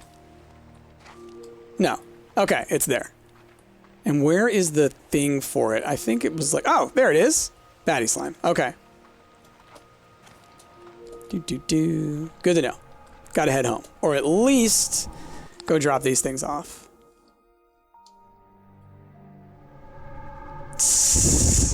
After you want, I don't care, that's my guy. It's Ash with his lightning bolt cheeks and naivete. Oh, man. Just Ash Ketchum, y'all. What a name, right? Oh, don't have space for that. What a name. Gotta love it. Go. Nah, you butthead! It's fine. It's fine. Okay. I see you. Boop. Okay.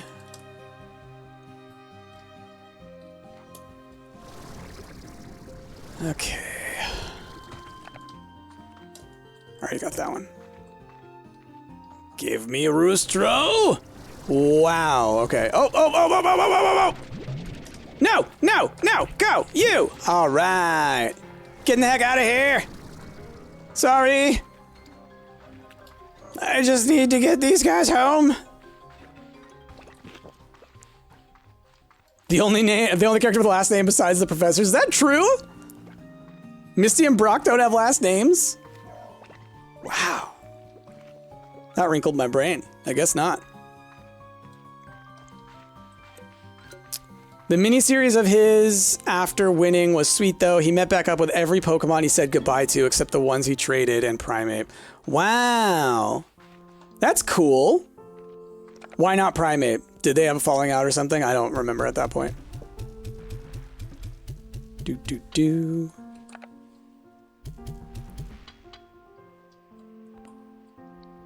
Did they go in? Don't know if I heard them. No.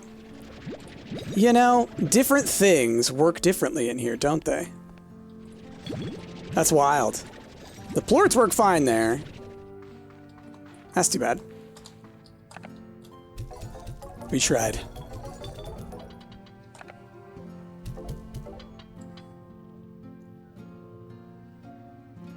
Plot hole, people complained. Got it.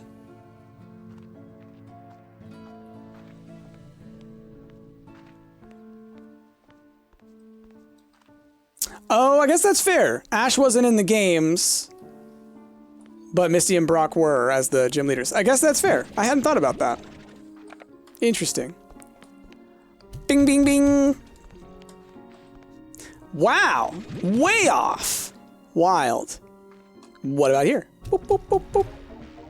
All right, cool. In the game, it's red. Yeah, it's red or blue, depending on which one you get. It's funny to me because everybody... I was all about blue. I was like, that one looks cooler. Blastoise is way cooler than Charizard, and I still hold that to be true. And apparently, I'm the weird one. Apparently, red was the one that everybody like was all about. Red's the one that people talk about canonically, which is just weird to me. Venusaur's best boy and your plant son? Oh, definitely. I was a Bulbasaur kid. Bulba was my baby. Do. I'm trying to think back to like what were my main ones back in the day. I liked Nidoran, both of them. I thought they were cool. And I like poison stuff in games a lot. Icarus, I mean, yeah, they do. Charizard, it's just one of those ones where it's like, again, you know, I talked about earlier, I don't like basic. That's the only way I can describe it. My apologies. But to me, Charizard is basic dragon. That's what he looks like to me. Meanwhile, Blastoise is giant blue turtle with gun in shell. You know? If only green was an option in the West. Yeah. Be cool. Alright. What we're gonna do is right now, we're going to turn this into a coop. And then let's upgrade it.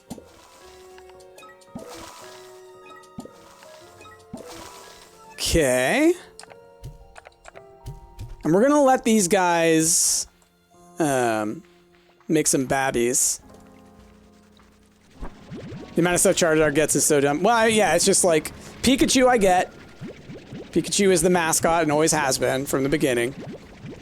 And Charizard has been huge from the beginning, but it does feel like with Pikachu, it's just this random Pokemon essentially, if you think about it. But making Charizard huge and having him be one of 3 starters does feel like, oh, okay, these 2 starters here are, you know, the obligations, I guess.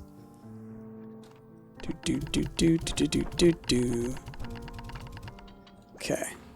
I don't want to put down the sabers yet because they can only eat meat, so I want to let the chickens kind of breed a little bit. Def not my fave starter after Fuecoco, my little fire crocodile. Oh, so good. Psyduck, great. Yeah, I guess my thing is like, so the personalities of Jigglypuff and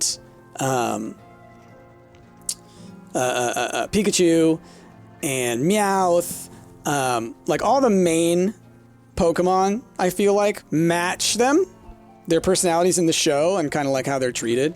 And I guess for me, Charizard doesn't. I don't know how else to describe that. I get that that's kind of like the point is he's kind of an asshole. But I don't know. It just never connected with me. Each their own. Each their own. Probably a bunch of big Charizard fans out there.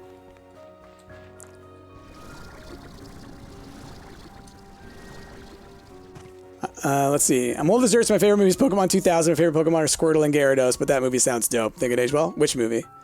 Elmo choosing cooking template, and it was like Legend ZA, and the options were Mega Flygon and Mega Charizard. My goodness. My goodness. The biggest loss with Ash is the loss of Team Rocket, the realest group of non-binary goats out there. It's true. LGBT legends.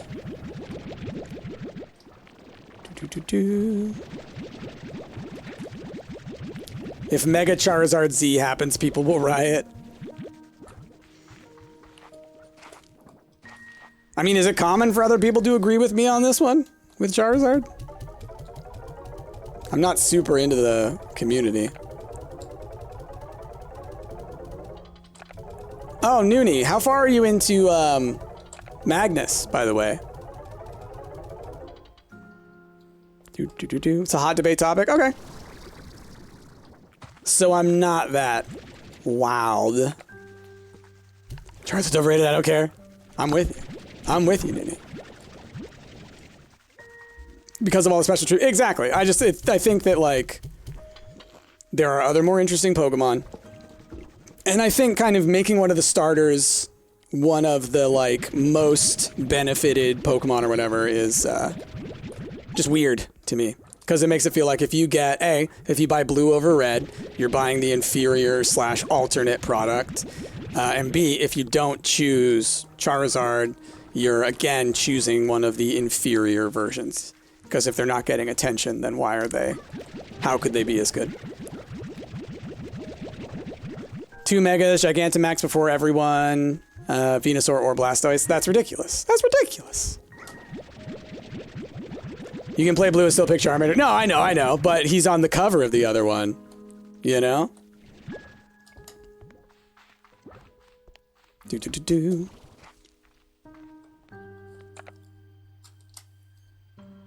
9 episodes into season 2. Ooh. Yeah. Yeah. Things are getting wild, huh? Supplemental. So good. So good. A paranoid archivist is the best archivist. Oh, man. There's so much. Like, I don't want to say anything because there's certain things that actually took me a couple of listens to pick up on. It's fantastic. The supplementals are what you look forward to, you know? Supplemental. Oh, that's right. I can put these guys here. I forgot that I have this extra one here. Where did I put the bunnies, though? Yeah, the bunny Tangles I put out that way. So actually, I can have the sabers right here. Well, then. What I'll probably end up doing then is we'll turn this into... Oh, wait. Are you the saber? Who are you? You're the saber bunnies. The Tangles are outside. That's what it is. They were invisible, so I was like, why is this empty? Now it all makes sense. I love that. I couldn't see them at all from the side that I could over here. It's just a bunch of hungry eyes. That's so good. Oh, man. Goodness. Okay. All right. Let's wind down a little bit.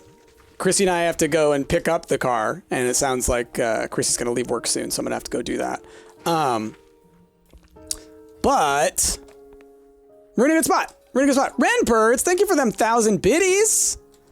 Appreciate the heck out of you. Drop them bears, y'all. Drop all them things. Oh, okay. Yeah. I'm going to keep playing Slime Rancher. Next stream, I think we'll try and finish the trailer rating thing, or at least some of it. It might get spread over a couple more streams. But we're going to be playing a lot more Slime Rancher for various reasons, but mostly because the update is coming soon. We got little babies. Little babies. Perfect. So we'll leave them like that. I'm going to leave the sabers in my inventory so that when we come back, I know, like, that's what I was worrying on. Are you talking about the Magnus Archive? Have you been listening to Protocol? Oh, yeah. Magnus Archive is one of is my favorite podcast for sure. It's one of my favorite horror things ever. I have listened to it all the way through at least 4 times. I Kickstarter backed Magnus Protocol, so I actually get the episodes 2 days early, which means new episode for me today.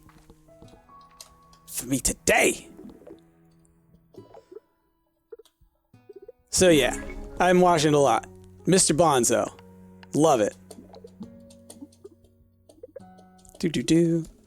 So Noonie, you got to catch up. So you just got like 160 more episodes to get through. And then you can catch up on Magnus Protocol. All right, yes. I've talked to you before, bud. Love you and appreciate you.